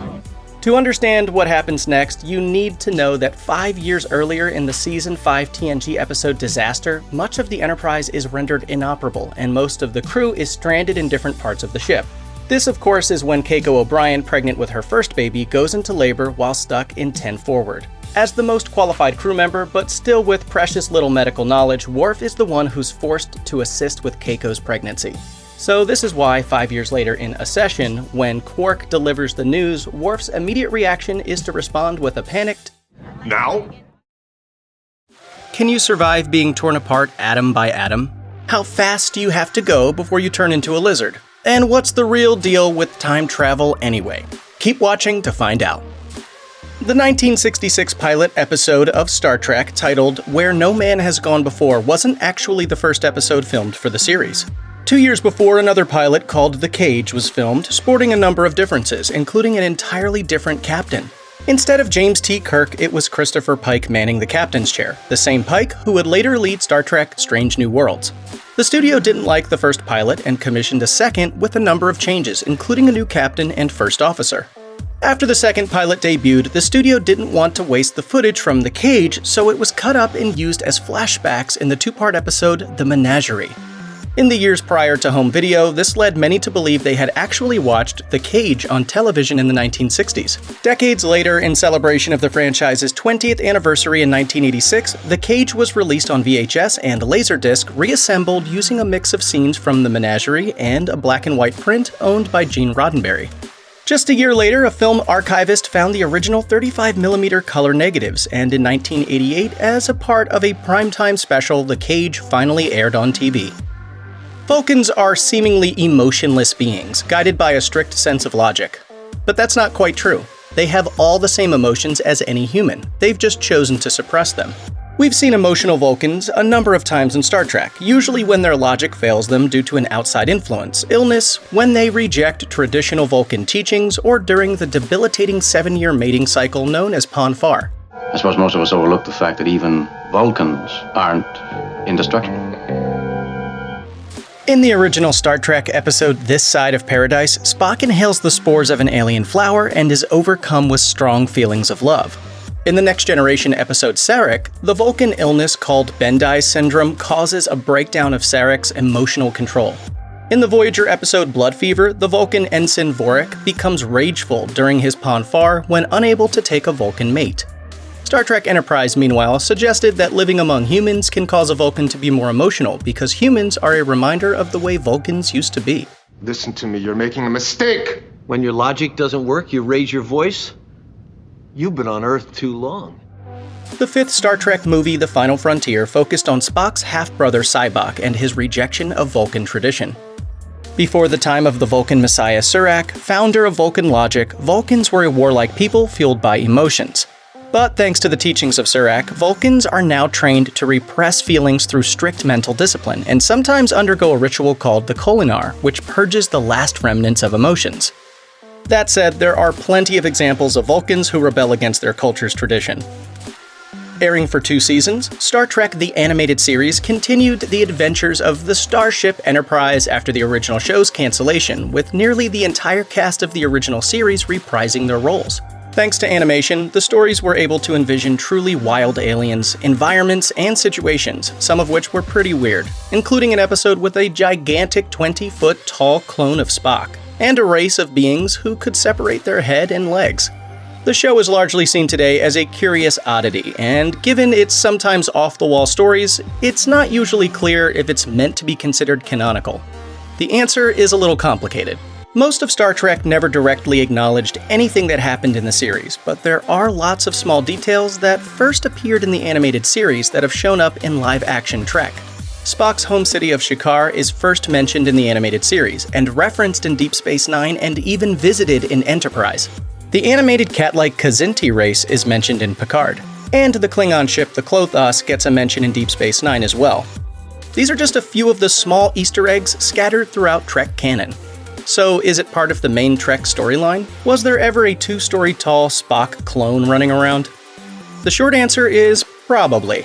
While many of the details mentioned in the animated series don't line up with timelines later established in Trek proper, modern writers have used the cartoon as a source of inspiration and cherry-picked key elements for more canonical stories. Star Trek fans who only started watching with the arrival of the movies might be surprised to learn that the Klingons in the original series were just human-looking beings with goatees and gold tunics. But when the franchise transitioned to the big screen, the Klingons got a major facelift. With a big screen budget, producers wanted a more alien-looking race, and so the Klingons suddenly had big forehead ridges, sharp teeth, and a new unusual language. This is how the Klingons would mostly remain. Later, Star Trek The Next Generation established them as an honor-bound and ritualistically warlike people who glorified combat as a cultural tradition. But their visual changes weren't yet explained. In fact, when 3 Klingons from the original show appeared on Deep Space Nine, they sported ridged foreheads, reinforcing the notion that Klingons had simply always looked this way. But that would start to change in the DS9 episode Trials and Tribulations, when it was acknowledged for the first time. What happened? Some kind of genetic engineering? A viral mutation? We do not discuss it with outsiders. An episode of Enterprise several years later explained the changes canonically as the result of a genetic plague. While a clever idea and a solid story, it created the expectation among fans that changes to designs should have an in-story explanation, causing serious discussion when Star Trek Discovery once again updated the look of the Klingons. The Vulcan salute seen in Star Trek has become an indelible part of pop culture, but what does it really mean and where did it come from? The first question is pretty simple, as the salute is a visual gesture representing the oft-spoken Vulcan greeting. Live long and prosper, Spock. Generally, Vulcans in Star Trek use the salute as both a greeting and a goodbye, meaning it's essentially the science fiction aloha. We have actor Leonard Nimoy to thank for its origins, having come up with the salute for the episode Amok Time, when Spock returns to Vulcan. Nimoy told StarTrek.com, "The idea came when I saw the way director Joe Pevney was staging the scene. He had me approach T'Pau, and I felt a greeting gesture was called for, so I suggested it to Joe, who accepted it immediately." Nimoy has gone on to explain that he was inspired by Jewish religious leaders from his youth who used the same gesture during certain ritual prayers, saying, "When I saw the split-fingered gesture of these men, I was entranced. I learned to do it simply because it seemed so magical." James T. Kirk was the first captain of the 1701 Enterprise, right? Well, no. We already learned that Captain Christopher Pike was the original captain in the cage, but you'd be wrong again. Introduced in Star Trek The Animated Series episode, The Counterclock Incident, Captain Robert April is actually the first person to helm the classic Enterprise NCC 1701. As mentioned earlier, the animated series isn't 100% officially canon, but this is one bit of background information from that series that writers of Discovery drew from.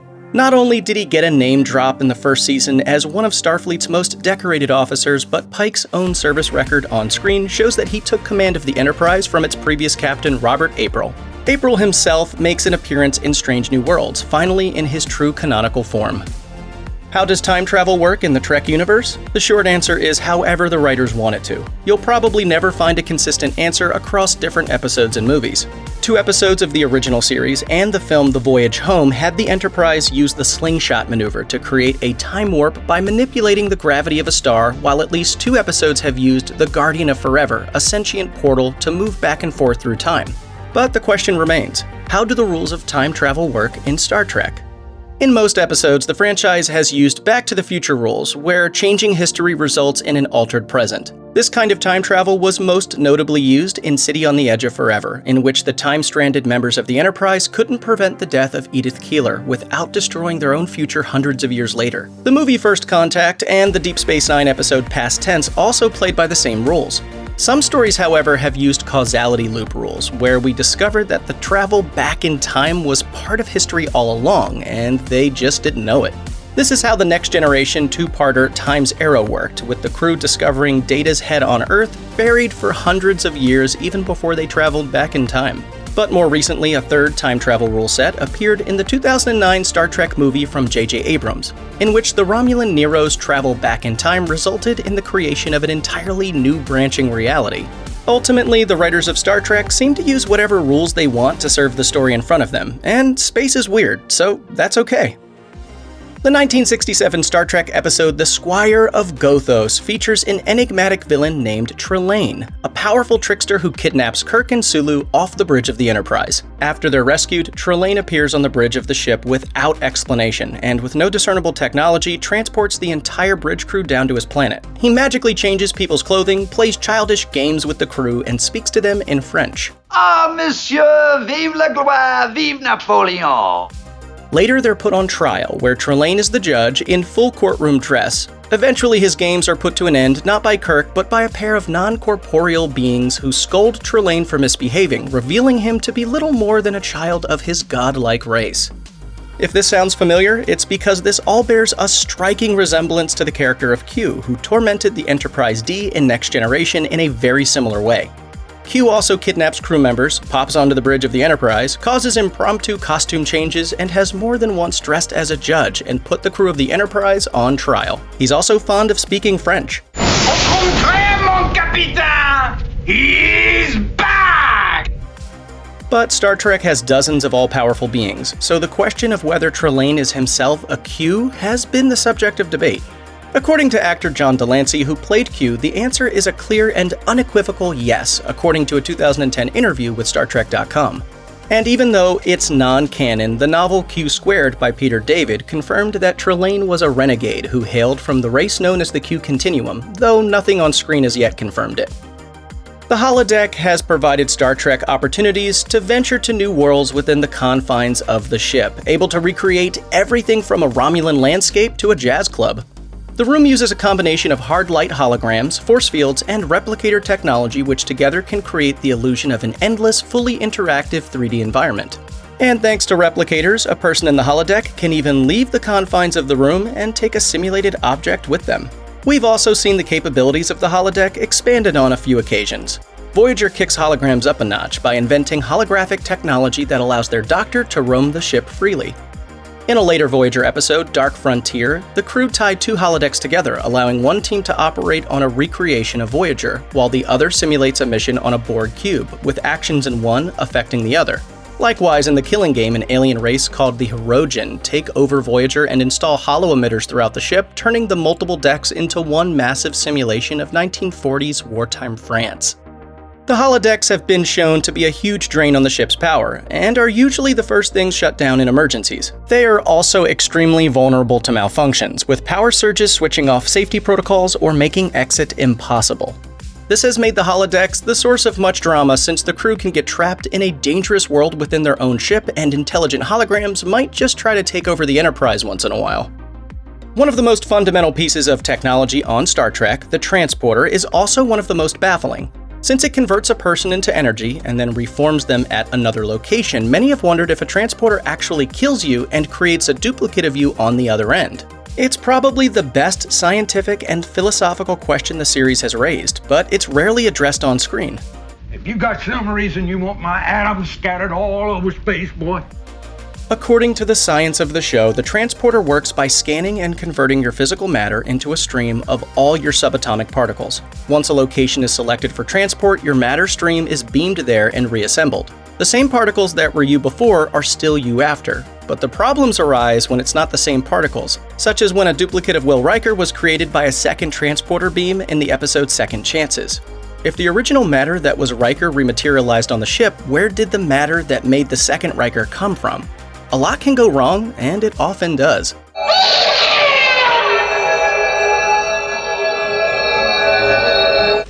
Because the transporter doesn't have to reconstitute you using the same atoms, it can replace them with new ones using the blueprint the transporter created of your energy pattern. This is why some believe a transporter is a kill and copy machine.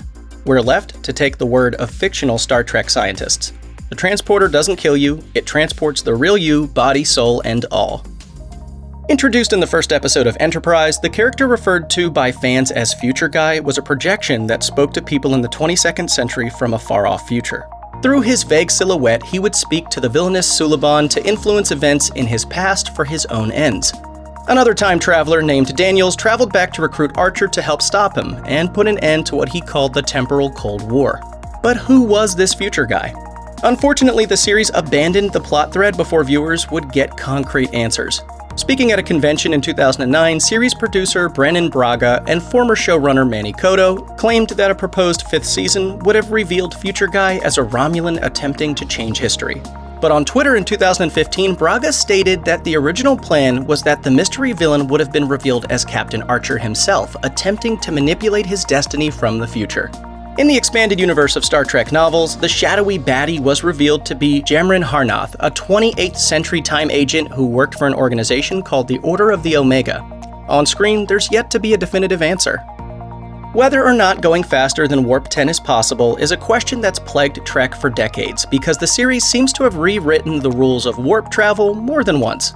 In the original Trek series episode Journey to Babel, it's said that speeds above Warp 10 are unsafe, while in The Changeling, anything above Warp 15 is called a multi-warp. Meanwhile, in an animated series episode, the Enterprise went as fast as Warp 36. By the time of the Next Generation, it seems that the fastest possible speed a starship could achieve was Warp 9.9. According to the Star Trek Voyager episode Threshold, anything Warp 10 or beyond was infinite velocity and meant you would exist at every point in the universe simultaneously. Time and distance would have no meaning. But in achieving Warp 10, Tom Paris and Captain Janeway wound up evolving into slug-like creatures. So while it seems that achieving such speeds are technically possible, they're not really recommended. Still, there are other ways of traveling the stars that are faster than Warp 9.9. We've seen a slipstream drive in use on Voyager and a protostar drive on Star Trek Prodigy, both moving ships beyond the highest warp speeds. And the Spore drive on Discovery cuts speed out of the equation entirely, just putting you wherever you need to be using the power of space mushrooms. Wait, Quentin Tarantino almost made a Star Trek movie? And it was going to be R-rated? Like Pulp Fiction in space? Yes. Keep watching for the details about what could have been. If Quentin Tarantino doesn't strike you as the kind of director Paramount would have had on its shortlist for Star Trek, you'd be right. The humble beginnings of Tarantino's never-made sci-fi blockbuster came from Tarantino himself, not the studio. Tarantino is an admitted fan of the franchise who has cited the original series The City on the Edge of Forever and the Next Generation episode Yesterday's Enterprise as personal favorites. One more ship will make no difference in the here and now. But 22 years ago, one ship could have stopped this war before it started. It began with a 2015 interview with Chris Hardwick, in which Tarantino discussed his love of Trek and his potential interest in helming a movie. Hardwick initially asked the director about Star Wars, but Tarantino pivoted to say, "I would be more inclined to do a Star Trek kind of thing." In September 2017, TMZ cornered Tarantino at an airport and questioned whether he'd actually direct such a project. He responded, "It would be worth having a meeting." By December of that year, Deadline reported he was officially on board, and a writer's room was being assembled to flesh out his pitch. Things moved quickly, and just a few short weeks after the writer's room was put together, Deadline reported that Mark L. Smith was announced as the writer of the proposed film. Smith's previous work, which included the Leonardo DiCaprio drama The Revenant, was a far cry from the likes of previous Trek writers Roberto Orci and Alex Kurtzman, mostly known for penning popcorn blockbusters such as Transformers and Cowboys and Aliens. In an interview with Bulletproof Screenwriting, Smith spoke about writing the script with Tarantino and working with J.J. Abrams' production company Bad Robot. He said, "They just called me. It was like the day later and said, 'Hey, are you up for it? Do you want to go? And if so, then, Quentin wants to hook up.' So I said, 'Yeah, sure.'" He continued, "And that was the first day I met Quentin. In the room, and he's reading a scene that he wrote. I told him I was so mad I didn't record it on my phone. It would be so valuable. It was amazing." Smith gave a few hints about the still unknown plot, but mostly talked about his enthusiasm about the project. In a 2019 interview with Empire magazine, Tarantino himself noted that the script was done as he weighed his options for his next project, saying, "There's a script that exists for it now. I need to weigh in on it, but I haven't been able to do that yet." A year after the project's announcement, the film's story was still a tightly guarded secret. Nobody knew who would star, but the biggest question on everybody's lips was whether Tarantino himself would direct or just take producer and story credits. Paramount must have been hopeful he would take the helm, but many outlets were skeptical, mostly because Tarantino wasn't known for directing properties that he hadn't created. While he had directed a handful of episodes for TV series including ER and CSI, his films were all originals, with the exception of Jackie Brown, which was an adaptation of an Elmore Leonard novel. 2 years into development, Tarantino was still uncertain whether he'd direct, and the internet was abuzz with rumors that he might be stepping away. Deadline caught up with him and asked him about the gossip. He replied, "I might be steering away from it, but we'll see. I haven't completely decided or talked to anyone involved. Nothing is official." In 2020, Deadline reported Tarantino had officially dropped out, and that if the movie were to be made, he wouldn't be sitting in the director's chair. Tarantino's 9th film as director, Once Upon a Time in Hollywood, hit theaters in 2019, and while that movie made quite a splash, his Star Trek proposal was still a big topic. Speaking once again to Deadline, the director revealed that his Trek would be a balance between classic Star Trek and his own Pulp Fiction. Tarantino also expressed his grievances with Trek actors who had tried to tamp down the project. He said their comments weren't accurate because they weren't as in the know as they claimed. He named one name specifically, saying, "I get annoyed at Simon Pegg. He doesn't know anything about what's going on, and he keeps making all these comments as if he knows about stuff." One of the comments he said, he's like, "Well, look, it's not going to be Pulp Fiction in space." Yes, it is. It's at the very least unique in that regard. It's an interesting point. Come on, let's get into character. One actor who didn't seem to upset Tarantino with his comments was Carl Urban, who played Leonard Bones McCoy in the 3 J.J. Abrams-produced Star Trek films. In a 2018 interview with TrekMovie.com, the actor said he heard the pitch and confirmed just how wild it was. He also confirmed rumors that the film would carry an R rating, a first for the franchise.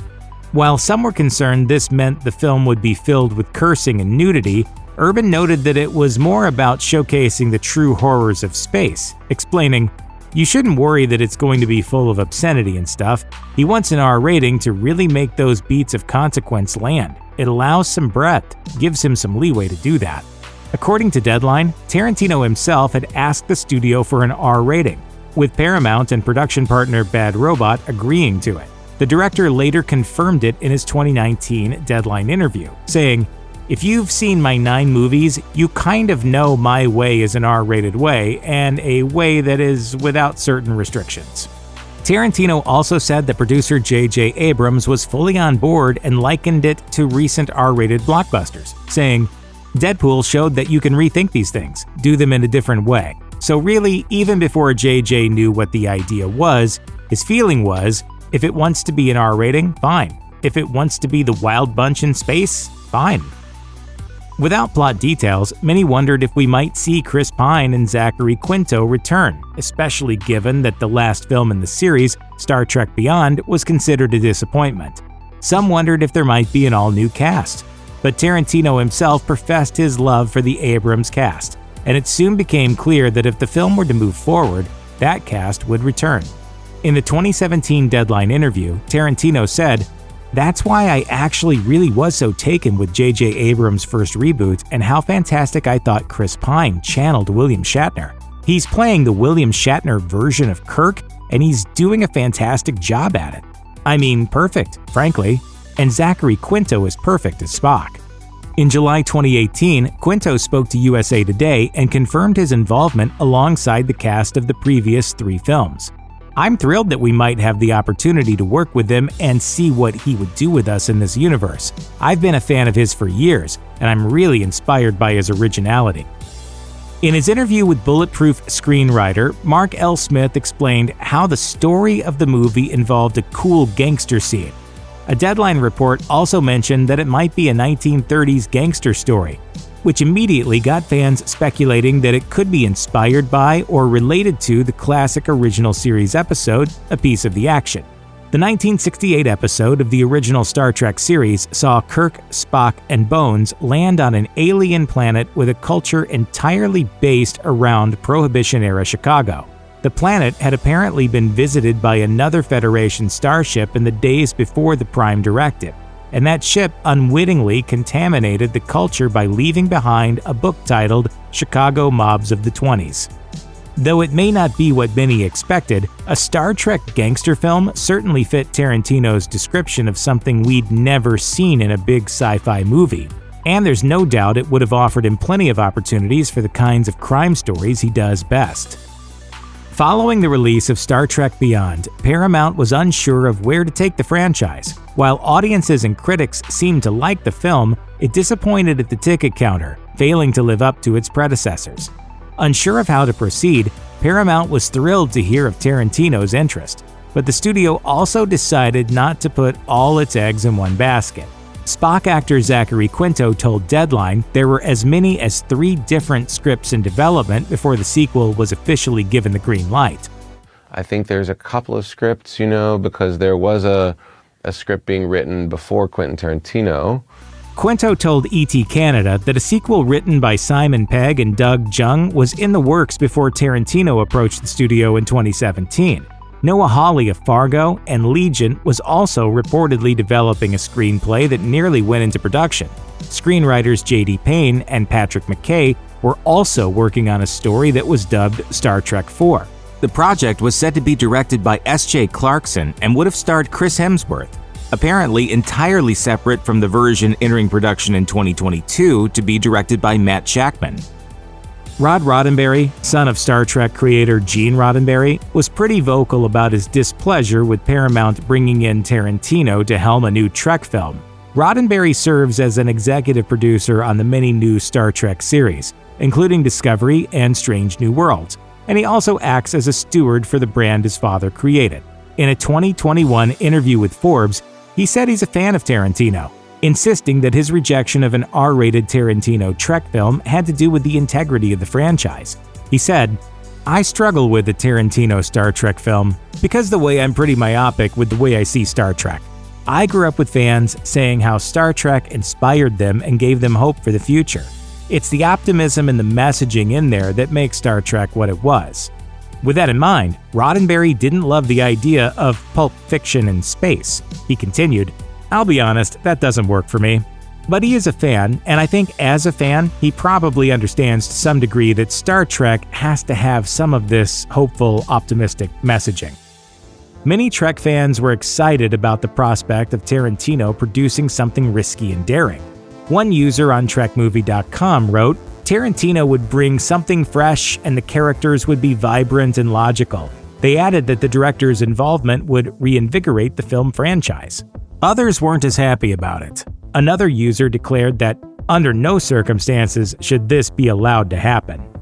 On Reddit, user Dylan Vincent seemed to agree with Rod Roddenberry, saying, "This is such a bad idea. The original spirit of Star Trek gets no respect anymore." Another Redditor, Concho Bear, offered another viewpoint, saying, "I really hope this happens. This would be insane. I love Trek and Tarantino, and they together could be amazing." With the idea reportedly scrapped, it seems the naysayers got their way. As the rumor mill swirled about Tarantino's Star Trek project, several major Star Trek alumni expressed interest in reprising their roles. In an interview with Reuters, William Shatner expressed his love for the director and his passionate longing to return as Captain Kirk. He said, "Quentin Tarantino said something in the paper that somebody said to me, that he loved me. And Quentin, I love you. If you're going to do Star Trek, hey, 50 years later, a few pounds heavier, come on, not a problem. I'd like to do it." George Takei, who played Sulu on the original series, told Yahoo Entertainment of his interest, but also said it would all depend on the script. And it wasn't just original series stars who spoke up. Patrick Stewart, who played Captain Picard on Star Trek The Next Generation, made it clear that he'd love to return if Tarantino was involved, telling The Hollywood Reporter, "One of my dreams is to work with Tarantino. I admire his work so much, and to be in a Tarantino film would give me so much satisfaction. So if he is going to direct something to do with Star Trek, I would embrace it." Have you ever thought about Picard carelessly risking the lives of children, the riots on Earth a couple years from now, or whether Starfleet foots the bill for O'Brien's therapy sessions? Maybe it's time you do. These are the questionable things we ignore in Star Trek. From the earliest days of Star Trek, nearly every race we've met has resembled ourselves. Vulcans, Klingons, Romulans, and even the Borg. They're all just like us, except for the makeup and prosthetics. Sure, some have forehead ridges, bumps, and scales, but only on rare occasions have we seen genuinely unique aliens. Some of the few exceptions to this relative uniformity include the Shellyak in the Next Generation episode, The Ensigns of Command, and Species 10C in Star Trek Discovery. For a fictional universe where there is seemingly no end to intelligent life, it's truly remarkable that nearly every race our characters have encountered is generally composed of carbon-based humanoid bipeds. Beyond that, almost all of them can live in an oxygen atmosphere. Star Trek tried to explain this in the Season 7 episode of The Next Generation titled The Chase. There, we learn that billions of years ago, an ancient race of humanoid aliens seeded countless worlds with their DNA, guiding the evolution of other species to their shape and form. It was a half-hearted retcon that didn't make a lot of sense and wasn't even necessary because viewers also realized that producing a weekly science fiction series, like Star Trek, doesn't always grant the luxury of crafting expensive alien special effects. However, it remains a bit difficult for the audience to ignore the question of why everyone looks so human. Even non-Trekkies know that Vulcans are a logical and emotionless race of people. Klingons are a race of mighty warriors, and Romulans are scheming villains. Dedicated fans know that the Ferengi are greedy and motivated by profit, while the Borg only want to assimilate. However, in the real world, humans make up an inherently diverse society with a variety of different attitudes, interests, personalities, and traditions. Yet on Star Trek, it often seems like every alien race is described in surprisingly singular terms.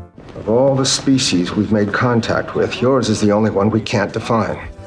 Sure, later Star Trek shows tried to expand the characterization of Vulcans, Klingons, and Romulans by introducing factions among them with different beliefs and goals.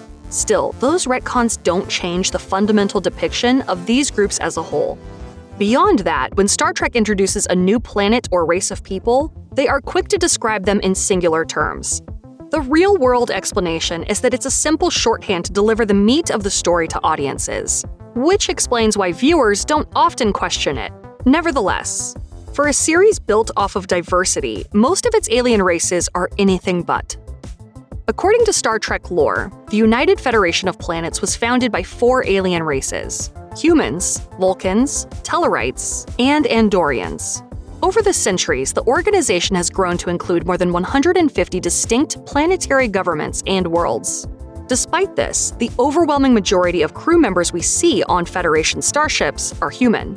Sure, every series has a token alien or two on the bridge.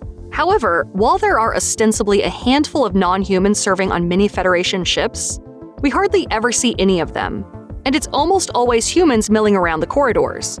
It took until Season 3 of Discovery, in fact, for a series to star an alien captain. If the organization is supposed to represent the entire Federation, we can't help but wonder why their ships all seem to be so human-centric. Once again, this is almost certainly a budgetary issue. But when one stops for even a moment to think about it, it makes you wonder if Starfleet has an inherent terrestrial bias. For a franchise that claims to be all about diversity, inclusion, and equal rights, Star Trek has had some surprising moments of sexism and misogyny in its long history. Despite having a high-ranking black woman serving on the bridge, controversial in its day, the original series too often made its women out to be helpless and incompetent. This problem goes beyond the outmoded attitudes of the 1960s that seeped into the original series, and continues with the 1990s spin-offs. Even when The Next Generation tried to make a statement on the objectification of women in the episode, The Perfect Mate, it turned into a message about respecting the traditions of other cultures, subtly condoning the misogyny at the center of the story. Deep Space Nine did better, as characters are rarely defined solely by their gender and female crew members explore complex, layered stories of their own. But Voyager was another matter. Despite having the franchise's first woman in the captain's chair, the series was rife with subtle sexism. In the episode Retrospect, they went so far as to victim blame 7 of 9 after an apparent assault. Meanwhile, many fans on Reddit felt that Neelix's relationship with the much younger and naive Kes bordered on abusive. Holodecks were one of the first major new pieces of tech introduced to audiences in Star Trek: The Next Generation. As a holographic simulator room, the holodeck can create a convincing lifelike environment. Users can visit anything from a 19th century London street to the Valley of Chula on Romulus. Employed for both leisure and training purposes, it allowed the series to explore strange new worlds within the ship itself and offered up plenty of opportunities for drama. Aren't you taking Clive's death a little seriously? After all, he was just a holosuite character. The problem is, nearly every time we see the holodeck, it's malfunctioning. Whether it's the result of a random power surge, radiation from a nearby star, or a crew member creating a supervillain with a set of cryptic instructions, it seems as if nothing ever goes right on the holodeck. Even the slightest malfunction automatically shuts off the system's safety protocols that prevent injury and death, taking the holodeck from an innocent and leisurely respite room to an artificially intelligent kill box. Starfleet never seemed interested in making it safer either. On Voyager and Deep Space Nine, malfunctions on holodecks and holosuites are still causing problems. They are easily manipulated too, allowing anyone with ill intent to turn them into elaborate death traps. Considering how often things go wrong on the holodeck, we should be questioning why anyone in Starfleet would ever set foot in one. Even in the earliest days of Star Trek, the crew of the Enterprise goes back and forth through time like they are headed down the street for a cup of coffee. In The City on the Edge of Forever, the crew visits a planet with a living portal that allows McCoy, Kirk, and Spock to travel back to 1930s New York. After a mix-up and a fix-up, they depart and do nothing to warn other passing ships of the portal. They don't even contact Starfleet to protect or research this valuable newfound gateway. Time travel is featured heavily in the movie Star Trek IV: The Voyage Home, where it appears even less consequential. All it takes is some mathematical calculations and a slingshot around the sun, and blammo, they're back in 1986. It can't be that simple and painless, could it? Star Trek Picard uses this method again in the series' second season, but at least that is done to repair the timeline. Eventually, Starfleet wises up and creates the Temporal Prime Directive.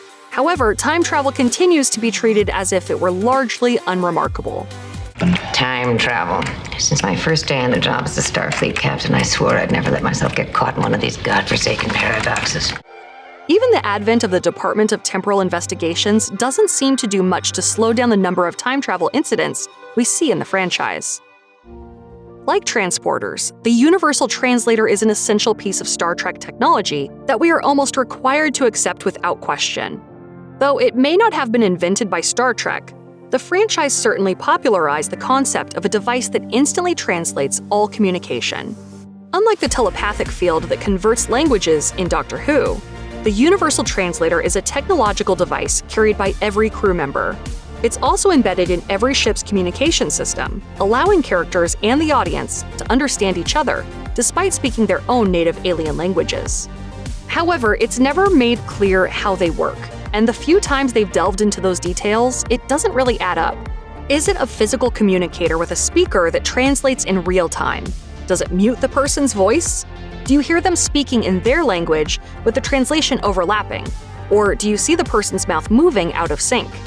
In early episodes, it's shown as a handheld device, while one Deep Space Nine episode sees Ferengi characters describe the tech as small enough to be hidden deep inside their ears. And yet, despite still knowing very little about how the Universal Translators work, they've continued to be a key element in a number of stories. Every time the show tries to deal with it, it only creates more questions, leaving us wishing they'd hand-wave it as vague science, because ultimately, it's the kind of questionable aspect of Star Trek that is best left ignored. When Star Trek The Next Generation first launched in 1987, it boasted several notable differences from its 1960s parent series. Instead of a young, dashing, fist-first Captain Kirk, we met the diplomatic, contemplative, and stern Captain Picard. Not only was there a new crew, but there was a new starship too. The updated Enterprise D was bigger, faster, and more powerful, but it included a surprising addition: families and children. This new ship could also separate in times of battle, with the saucer section, which housed hundreds of civilians, including children of all ages and an entire school system, able to zip off under its own power. More often than not, the Enterprise D found itself in conflicts with the Klingons, Romulans, or the Borg, but never bothered to get the saucer section to safety. In fact, during the show's entire 7-season run, it only successfully separates 3 times. Thankfully, it does separate in the film Generations, when the ship's warp core destroys the rest of the vessel. With so many civilians on board, it would seem that the captain should immediately separate the ship and get them to safety before entering a potentially dangerous situation. Why Picard doesn't do that is anyone's guess. Commander Shelby, prepare to initiate your plan to separate the saucer section when we find the Borg. When it launched in 1966, the 1990s must have seemed far enough out. After all, radio was a dominant medium just decades ago. So they might not have suspected television would last into the next millennium, let alone take their little science fiction series along with it. As such, the writers of Star Trek didn't hesitate to establish a fictional history of the rest of the 20th century and beyond. This included a global conflict in the 1990s called the Eugenics Wars, during which the genetically engineered tyrant, Khan Noonien Singh, ruled more than half the planet. A third world war was said to have taken place in the early part of the 21st century, while later series mention missions to Mars and civil unrest across the planet in 2024. Even though some of that could still come to pass, much of the fictional history of Star Trek no longer matches up with the real world. Newer shows like Star Trek Voyager and Star Trek Picard, which see characters travel back to our present, have tried glossing over those details or retconning events. Unfortunately for the series, but fortunately for us, the fact remains that Star Trek can no longer reconcile the history of their fictional Earth with our real one. Many episodes of Star Trek have included, or been built around, characters going through traumatic events. These shocking incidents include Kirk being forced to let the woman he loves die in City on the Edge of Forever, and Picard's imprisonment by Cardassians in Chain of Command.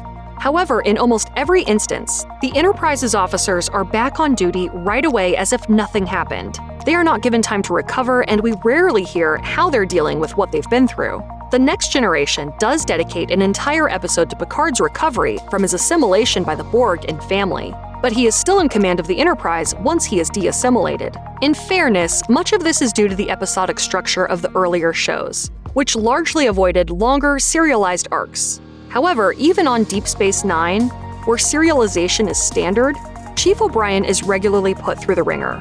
He is tortured by Cardassians, virtually imprisoned for 2 decades, and regularly suffers some of the worst incidents the show presents. Yet each week he is back on duty as soon as he returns to the station. You'd think by the 24th century, Starfleet would have more enlightened attitudes toward dealing with workplace stress. You'd think they'd mandate recovery time or treatment to keep their officers in peak mental shape. However, it seems like in the world of Star Trek, you're mostly expected to be back to work immediately after undergoing severe trauma. Besides, you know the adage. Captain goes down with the ship, right? Which episode of the original Star Trek was so bad that Leonard Nimoy was still embarrassed about it years after the fact? And why did one Walking Dead star almost quit acting entirely? Keep watching to find out.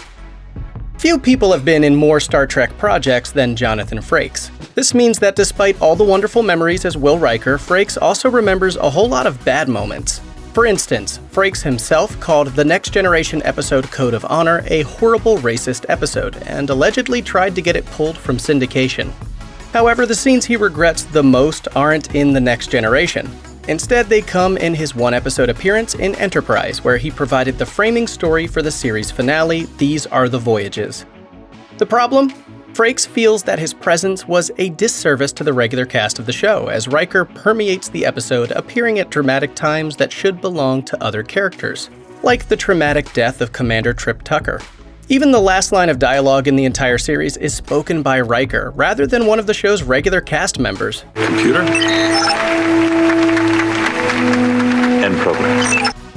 Frakes has called it an unpleasant memory. In 2011, he told fans at Central Canada Comic Con, "They said it would be a Valentine to the fans, but all it ended up doing, I think, was hurting Scott Bakula's feelings. He was such a gentleman about it, and I said to Scott, this is weird for me to be on your show. I wasn't crazy about it." Bakula himself has never spoken about the finale, but the tensions were clearly there, as writer-producer Brandon Braga called it, "the only time Scott Bakula was ever mean to me." Though Enterprise is often considered a low part of Trek's history, many fans still have an affection for it, and few characters from the series get more love than Trip Tucker, played by Connor Trinneer. But Trinneer wasn't happy with his character's pointless death, and his biggest issue with it had nothing to do with Riker looming in the background. Instead, it was just the disappointing way Trip died, blowing himself up to take out 3 randos. As Trinneer told Trek Today, "I've gotten out of much worse scrapes than that." Malcolm McDowell played one of the most important villains in Star Trek history. As Dr. Tolian Soren in Star Trek Generations, he was the force that united Jean-Luc Picard and James T. Kirk. He was also the man who kinda killed Kirk using a delayed response bridge collapse. As it turns out, McDowell thought that was pretty stupid. In 2011, he told StarTrek.com, "If you have this icon of American television, why the hell didn't they give him a spectacular death? Why did they give him such a really paltry death? Me shooting the bridge out or some BS, whatever it was? They should have sent him off in a glorious fashion, and they didn't." The scene originally had Soren shoot Kirk in the back before reshoots. McDowell also found this disappointing, and he lamented that they couldn't figure out a better death. He told Metro, "It was feeble, I thought, because I thought he deserved better." William Shatner has spent decades as one of the faces of Star Trek, and when you're the head honcho of the USS Enterprise, this comes with many great moments, but it also comes with many deeply embarrassing ones. Some of these were a product of the time period, others were a product of Shatner's own ego, but the scene he publicly regrets most is his final scene. When asked by Crave Online whether he was satisfied with Kirk's death in Star Trek Generations, Shatner replied, No, I would have done something else." According to Shatner, the suits at Paramount figured the Star Trek franchise might make a lot more money if they included the Next Generation cast. They also allegedly reasoned that there wasn't much milk left in the original series cash cow, so it was a perfect time for Kirk to meet Picard. And they also wanted to kill off Kirk in order to raise the stakes and signal a permanent changing of the guard. Shatner told TrekMovie.com that he was presented with 2 options. It was either I was going to appear and die, or they were going to say he died, so I chose the more practical of the 2.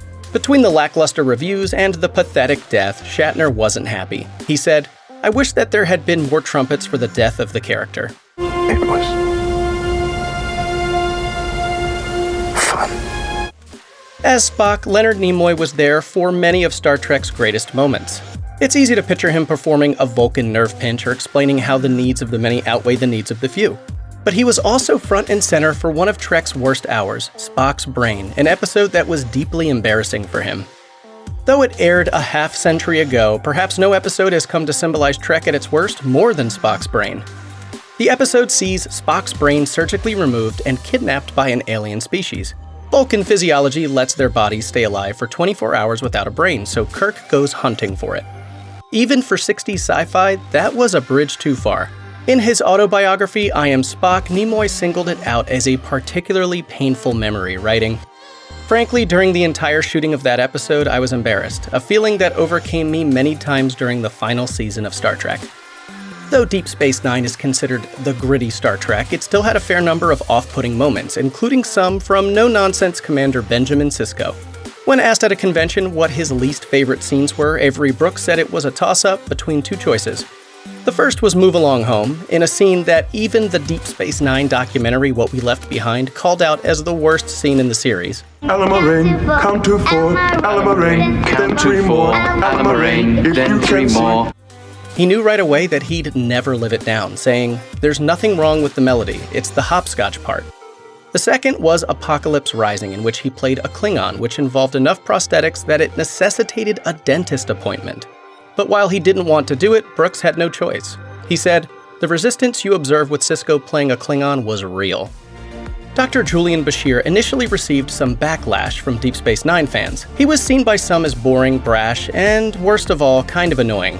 But while the producers had a plan to make him more interesting, they didn't run it by actor Alexander Siddig first. The episode Dr. Bashir, I presume, reveals that Bashir was genetically modified as a child, which made him much smarter. But Siddig didn't learn about this plot development until the day before shooting. He was upset that the producers wouldn't go over a major character arc with the actor actually playing the character. So he staged his own personal protest. He told TrekMovie.com, "I did it the only way that an actor can. I completely destroyed the lines that they gave me regarding the situation."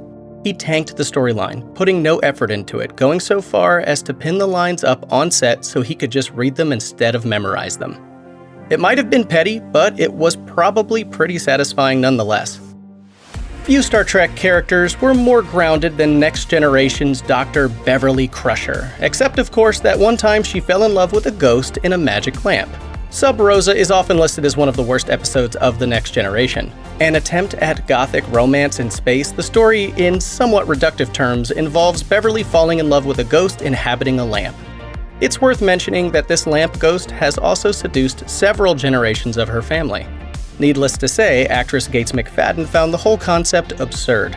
In 2012, she told the crowd at Austin Comic Con, "I was reading this going, this woman became a doctor and she's in love with a lamp? I love lamp." Do you really love the lamp, or are you just saying it because you saw it? I love lamp. I love lamp. Armin Shimmerman is best known as Quark on Deep Space Nine, but years before DS9 was ever conceived, he had a part as a Ferengi on The Next Generation. Not just any Ferengi either, but one of the first ones ever put to screen. And he regrets every second of it. The Ferengi were introduced in The Last Outpost, just a few episodes into the new series. The Ferengi were meant to be menacing, threatening, and anything but funny. Nonetheless, they came across as comical, and the episode is held in low regard to this day. Their credibility as villains tanked, and they were mostly comic relief until Deep Space Nine. Shimmerman blamed himself, telling GameSpot, "No one bears the brunt of that mistake more than I do." So Shimmerman approached Quark as an attempt to salvage the Ferengi. All of my work on Deep Space Nine for the first 4 seasons was me trying to eradicate that original performance from everyone's mind. One of the all-time great comedic actresses, Terry Garr, has played in classics like Tootsie and Young Frankenstein. She also played Roberta Lincoln in Assignment Earth, the Season 2 finale of the original series. It was one of her first speaking parts, and she later credited it in her autobiography with getting her real roles. That doesn't mean she liked it or even wants to talk about it, though. Gene Roddenberry intended Assignment Earth to be a backdoor pilot to a new series, hedging his bets in case Star Trek got canceled. Ultimately, Star Trek got a 3rd season and Assignment Earth remained a standalone episode. But years later, when interviewed for Starlog magazine, Garr said, "I did that years ago, and I mostly deny I ever did it." Exactly why Garr disliked the experience so much is unclear, though producer Bob Justman said in his book Inside Star Trek that Gene Roddenberry pushed to have Garr wear a shorter and more revealing skirt. Whatever happened, it was enough to sour her on the whole franchise and fan base. She was glad Assignment Earth never launched, saying, "Otherwise, all I would get would be Star Trek questions for the rest of my natural life, and probably my unnatural life. You ever see those people who are Star Trek fans? The same people who go to swap meets." You'd be forgiven for missing the fact that Jeffrey Dean Morgan appeared as an alien in the Enterprise episode Carpenter Street, as he was completely buried in makeup. And he hated the entire experience. In 2003, Morgan's career wasn't doing so well, and he needed work, so he took a role in Enterprise. He expected to do some line readings. Instead, he got 4 hours a day in a makeup chair. He told Entertainment Weekly, "I remember them dripping goop on my face, and I had straw sticking out of my nose. I couldn't eat lunch, I was claustrophobic, I'd go home in tears. The whole process was so miserable he almost quit acting. Luckily he didn't, and the job helped him stay afloat until better things came along." Don't threaten me with a good time. Garrett Wang doesn't openly regret many scenes he played as Ensign Harry Kim. Rather, he regrets the scenes he didn't get to play, namely any as a senior officer. Wang still takes umbrage with the fact that Harry remained an ensign throughout Star Trek Voyager, telling StarTrek.com, I mean, come on, people. Kim was probed, beaten, tortured, and held the distinction of being the first Voyager crew member to die and come back to life. What more does a guy have to do to get promoted to lieutenant, for frack's sake? Wang called writer-producer Brandon Braga during the 4th season to ask why Harry hadn't been promoted. He was told, quote, "Well, somebody's gotta be the ensign." Getting shanked to death by a secret Klingon sleeper agent. Being cloned into existence just so you can die after giving up your brain tissue. Dying's never been easy, and it's even worse on a starship. Here are the most devastating deaths in the Star Trek franchise. In the classic 1967 Star Trek episode The City on the Edge of Forever, the Enterprise visits a deserted world where they discover an ancient portal into the past. A sick Dr. McCoy passes through it and changes history so that the Enterprise never existed, forcing Kirk and Spock to follow him through the portal to fix the timeline. Finding themselves in the Great Depression, the duo's search for McCoy leads them to a woman named Edith Keeler, who runs a homeless shelter. I find her most uncommon, Mr. Spock. While Spock tries to discover the event that caused history to be altered, Kirk gets to know Keeler and the two start falling in love. When Spock learns that in order to fix the timeline, they must restore a history where Edith Keeler died in a fateful car accident, Kirk is determined to continue his relationship with her. Though in the end, it's Kirk who stops McCoy from saving her. Devastated, the captain is forced to sacrifice the woman he loves to save all of humanity, a powerful ending to what is often considered the best Star Trek episode ever.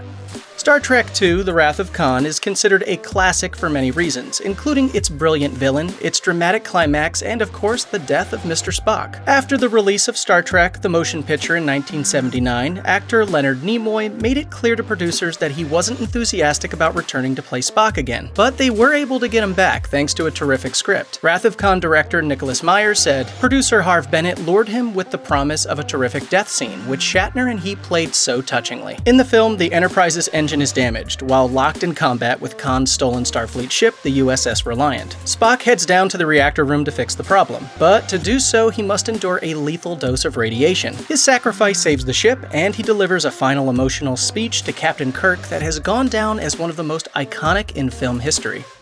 Don't grieve, Admiral. Just logical. Thankfully, Nimoy had a change of heart during principal photography, which led to reshoots, setting up his return in the follow-up film. But at the time, his death was a first for Trekkies, who were forced, like the helpless Captain Kirk, to watch a beloved and iconic character die before their eyes.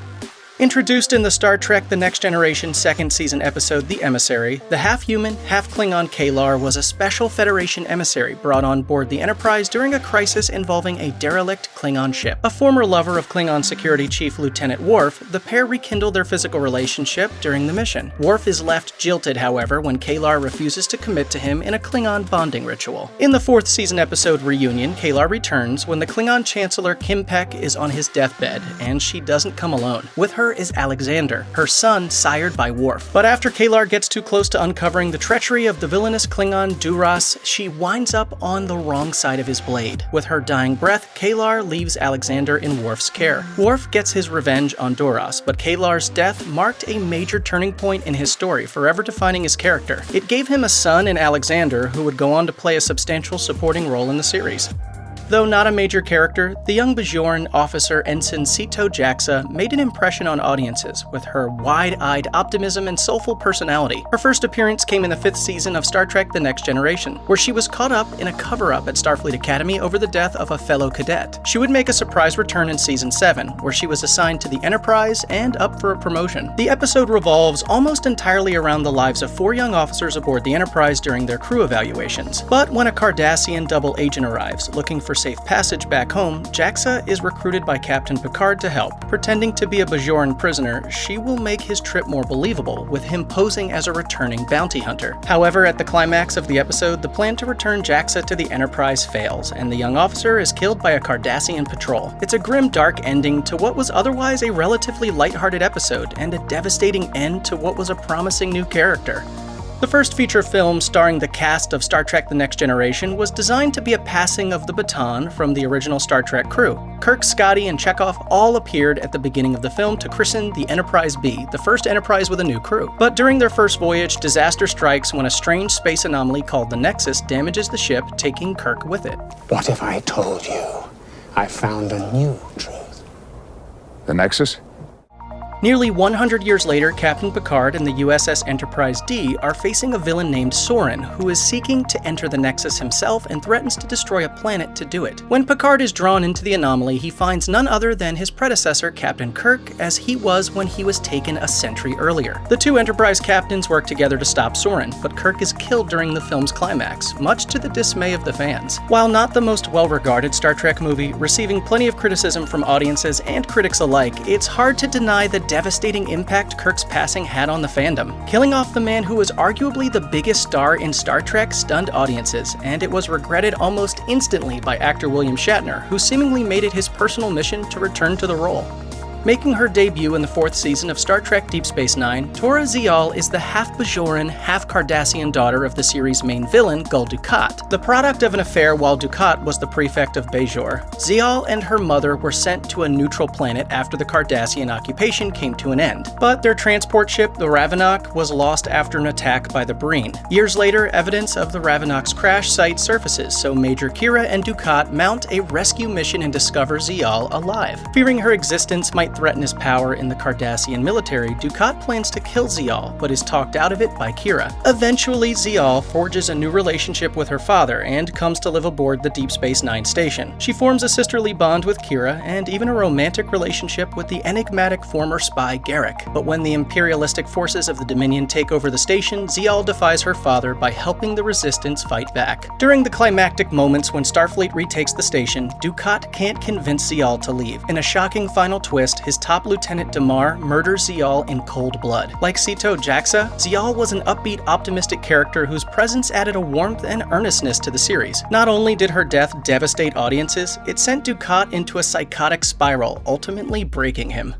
Following the 6th season of Star Trek Deep Space Nine, series mainstay Terry Farrell, who played the science officer Jadzia Dax, was up for contract renewal. According to Farrell, she was told by producers to accept whatever offer she was given because if she wasn't on Deep Space Nine, she would be, quote, working at Kmart. Understandably frustrated, Farrell declined their offer. However, rather than writing Dax out of the series in a way that could allow for future guest appearances, the producers opted to kill the character off in a devastating season finale. Most viewers unaware of the behind-the-scenes drama were taken by surprise when a possessed Dukat murders Dax while she visits a Bajoran shrine. Dax had recently married longtime fan favorite Worf, and the pair were hoping for a baby. The exit of one of the series' biggest characters in the midst of such an emotional story was a brutal heartbreaker for fans. Who is this person? How did she get the symbiont? Do I even want another Dax in my life? Does she always talk this much?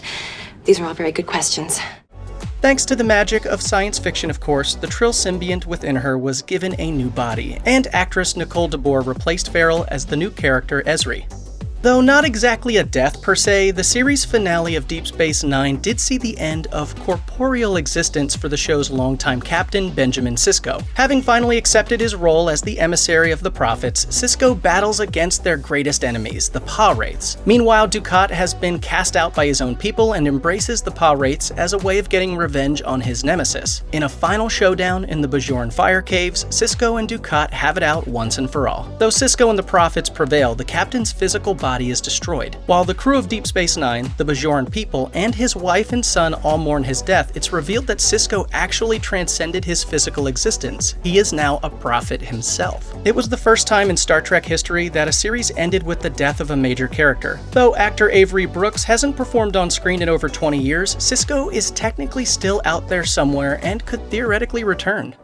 The death of Chief Engineer Charles Trip Tucker in the final Enterprise episode is considered crushing by many Trekkies, but another death of sorts can be seen as much more devastating. The Season 3 episode Similitude saw Trip critically injured and the ship's resident doctor cooks up an unusual cure to save him. Using the genome of a rare species of larva, they create a clone of Trip so they can harvest its brain tissue to save the original. Given that the new being will only have a lifespan of about 2 weeks, the plan is to let the clone live out its life and die naturally, thereby allaying most of their ethical concerns. But their convictions are tested when the clone grows from a child to an adult in a matter of days and begins to form friendships with the people aboard the Enterprise. The clone of Trip falls in love with T'Pol and becomes a valued member of the crew. Eventually, Sim, as he becomes known, is forced to confront the nature of his existence while everyone around him must wrestle with the emotional consequences of their actions. Though a short-lived clone instead of a main character, the death of Sim was still heartbreaking and possessed the emotional weight lacking from Trip's actual death. The Star Trek franchise was rebooted in 2009 by J.J. Abrams and became the same fast-paced roller coaster that had made the director famous. But if there's one thing Abrams loves more than lens flares, it's tugging at an audience's heartstrings with devastating emotional moments. Star Trek begins aboard the Federation starship USS Kelvin as it encounters a mysterious spatial anomaly. When an enormous Romulan starship emerges from it and kills his captain, the first officer, George Kirk, played by then unknown Chris Hemsworth, takes command. He attempts to fight off the enemy ship, but the battle goes badly. Kirk orders all hands to abandon ship, including his wife going into labor in sickbay. Having lost their autopilot, he stays behind to pilot the Kelvin, setting a collision course with the Romulan vessel to save the fleeing crew. The last man on the bridge, Kirk calls his wife aboard a shuttle and delivers an emotional goodbye. The husband and wife name their son James Tiberius Kirk just as the two ships collide. Despite only knowing the elder Kirk for a matter of moments, his death is a devastating gut punch for audiences to start the film. This next entry on our list is the death of an already deceased character, as the entire first season of Star Trek Picard had the former Enterprise captain mourning the loss of his old friend, Commander Data, who had been killed in an act of self-sacrifice in the 2002 film Star Trek Nemesis. If you had Data's neural net, perfecting a flesh and blood host body would be relatively simple. But his neurons died with him. Thanks again to the magic of science fiction, Data makes a return in the Picard series, though when Data surprisingly asks Picard to end his life to give his existence meaning, the latter agrees. The two share a quiet moment, and Data sips a glass of wine before laying down and passing away. It's perhaps one of the most emotionally heart-rending deaths in the franchise. While Data had technically died once before, this more conclusive ending is far more devastating. We're losing him again after a nearly 20-year absence. A holdover from Star Trek Voyager, the character Icheb made a surprise appearance in a flashback during the Star Trek Picard episode Stardust City Rag. But the ex-Borg's return was short-lived, as it was revealed that it was his death that motivated Seven of Nine's vendetta against the ruthless criminal businesswoman Bjayzl. Icheb was found aboard a damaged Borg vessel with several other Borg children. They were eventually taken aboard the Voyager and disconnected from the collective, just like Seven of Nine. Though the other children were returned to their people, Icheb's parents had bred him as a living weapon against the Borg. He would thus remain on Voyager, returned with them to Earth, and later joined Starfleet. But in Stardust City Rag, we're shown his grisly end. Icheb is abducted and ripped apart by Bjayzl so she could harvest his parts to sell. After his demise, Seven would never be the same, and neither would audiences, with many feeling that Icheb's graphic death scene had gone too far. Star Trek Discovery, the first Star Trek series in more than a decade, was a new beginning for the franchise. It set itself apart in a number of ways from its predecessors, from its darker tone to its big-budget action. Commander Paul Stamets and Chief Medical Officer Hugh Culber, played by Anthony Rapp and Wilson Cruz respectively, were the first gay crew members in Star Trek history, living together on the ship as a committed couple. That's why it came as such a shock when, in the first season, Culber was brutally murdered. After crewmate Ash Tyler determines he's suffering from some kind of traumatic repressed memory, he goes to Culber for help. The chief medical officer discovers that Tyler isn't human at all and has been surgically implanted with a Starfleet officer's personality on top of his real identity, that of a vicious Klingon messiah Vogue, who promptly breaks Culber's neck. While some critics knocked the death of Culber as an example of the unfortunate trope of killing off gay characters, it's hard to argue that it was anything less than one of the season's most devastating moments. Star Trek Discovery brought Culber back in Season 2, and he's since followed the crew of Discovery into the 32nd century, where he and Stamets remain a happy couple.